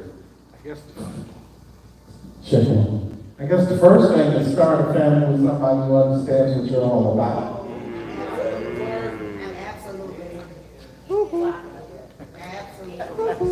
I'm my own business, I'm my own corporation. If I worked in Ford Motor Company, and I gotta go in there for 8, 12-hour shifts or whatever, I don't need somebody bothering me. They're not gonna let you bother me 8, 12 hours if I'm playing music. And I have to do this, and I have to learn 12 songs. And I go in the studio and learn 12 songs. Dina's not gonna bother me. You know, but I do take the time, I do what the family needs to do. I go to the schools, I play with the grandkids, and if she wants to go get some ice cream or something, that's easy. That's life. That's good. That's just life. You know, don't let this stuff consume you. Yeah? I want to piggyback on that. Can I say one more? Well, I came here, well, I didn't come here, I went to Nashville, and this is just like, this is a straight sidebar, had nothing to do with nothing. The Gospel Soul Children, y'all know them? Y'all, that's y'all people, right? I played on one of the first records, Genesis, Albert Hatley. Yeah, right? Okay, so when we got to Nashville, it was our 7 musicians. We were with Tom Swift, came down from Detroit, and then there was Albert came, and he had his 7 musicians. And one of the cats is here today. I know he's y'all guy, but I want to just shout out to him and honor him right now. That's Alvin Ford, who's playing drums. Alvin, I love you, man. You do something with life moves at the speed of relationships as well. And quit burning bridges, quit getting in your feelings, tripping. Yeah? Keep the lines open. Keep the lines open. We may holler maybe every 6 months, every 3 months, but that's still my friend. I'm here because this is my friend. And I can play. Yeah. All right. Okay, we gotta, we have to transition because they have to do something in this room. So unfortunately, we won't be able to do the part where they're playing, but I need everybody to come to the session. But at this time, I'm gonna do something that people didn't do for me. I'm doing something special for them, for taking out their time to do this. They did me a favor. These are my friends. They're here to do a recording session. They were not here to do a workshop. I asked them to do this. And they're not asking me to do this because I'm going to do something extra special for them anyway. But I want you, and you online, I want you to sow into my brothers, whatever God leads on your heart. And I don't care what it is. I hope you just bless them. I just want you to bless them. And they gave me permission. I asked them, can I get your cash app? And I'm going to share it with even you online. Y'all had a free workshop. You're not going to get this anywhere. For them to come in, share, open their hearts, but we wanted to pour it to you while we were here. So I'm going to give it to you, and then after that, we got to dismiss. They got other stuff to do. So Snoop's cash app is $ Snoop Allen. $ capital SNOOP, capital ALLAN. People that do stuff for me like this. Some people don't want you to want them to even be blessed from pouring out like this.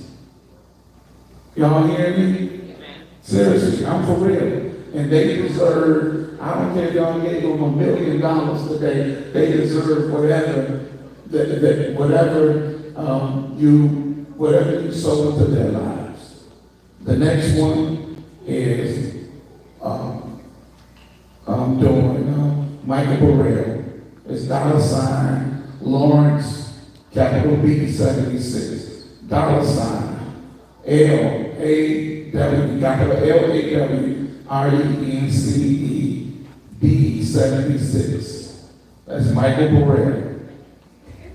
Eric Price is $ Eric Price, $ capital ERC, capital BRICE. Calvin Rogers, $ C Rogers, $ C RODGERS 116. Okay? All right? Y'all got it? Do I need to say it one more time? Calvin Rogers, $ C RODGERS 116. Snoop's $ capital SNOOP, capital ALLAN. Snoop Allen. Mike Burrell, capital, $ capital LAWRENCE B 76. Eric Price, $ capital ERIC, capital BRICE. So people that do stuff like this for me, but I want to bless my brothers. And if y'all want to sow into me, I'm sowing into them. So what is mine? I need to know mine. Capital, $ DERRSMG, $ DERRSMG. But I'm sowing into my brothers. All right, everybody standing. We're done. Okay, well, Sister Gwen spoke it. We're going to do this. We're going to have them play one song. All right? So I need everybody to just move into this section, and y'all can start getting let's do the new one she's doing. No, you don't have to say it. You don't have to say it. Oh, no. Yeah, let's do that. I want to say the same thing of this music. Okay, so we're doing that. Y'all can just come stand in this area. They're gonna start getting chairs and moving chairs because they got to shed. All right, let's do this quick. Hours. Thank you guys for having us. We greatly appreciate it. Y'all. Hey, bro.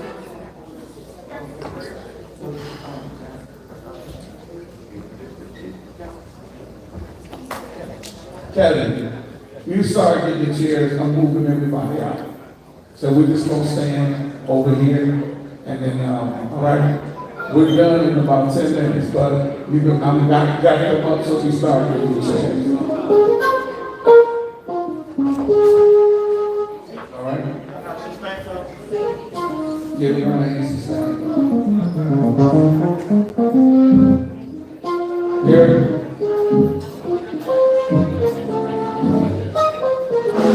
Come on, I need everybody to move out because they're trying to get these chairs up.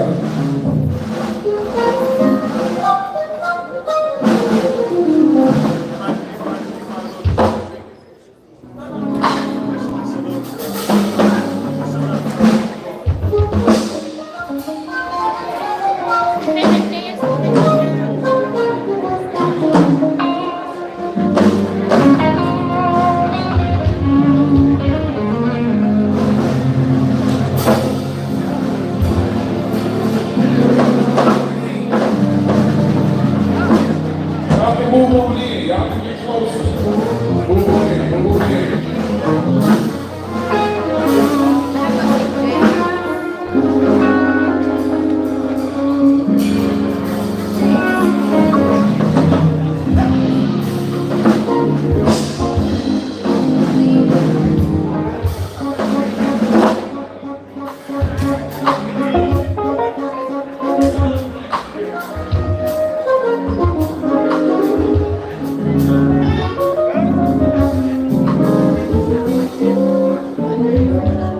So we gotta do this in about 10 minutes for real. We gotta do this. We gotta clean this up.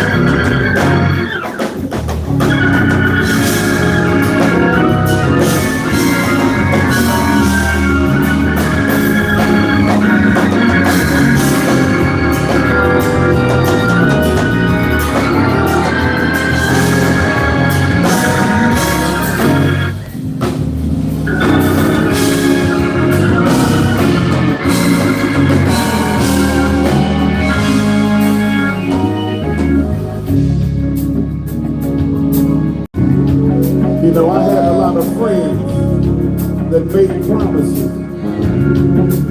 and they didn't keep their promise. But when God makes a promise, He spoke to me one day. He kept His promise. This is what He said. If you sing it on the project, He said, I made you a promise. Get on the mic. A promise I will keep. I made you a promise. A promise I will keep. I made you a promise. A promise I will keep. I made you a promise.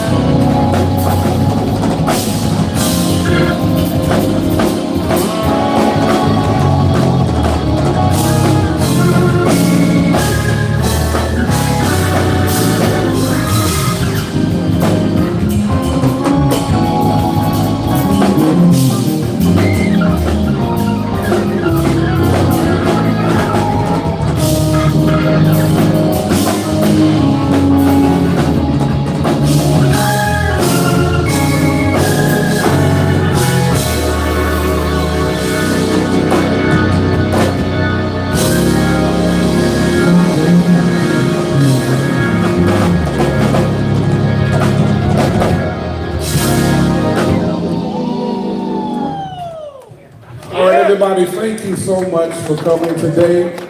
I pray that you sold into these gentlemen, and I hope you were blessed. And thank you for coming.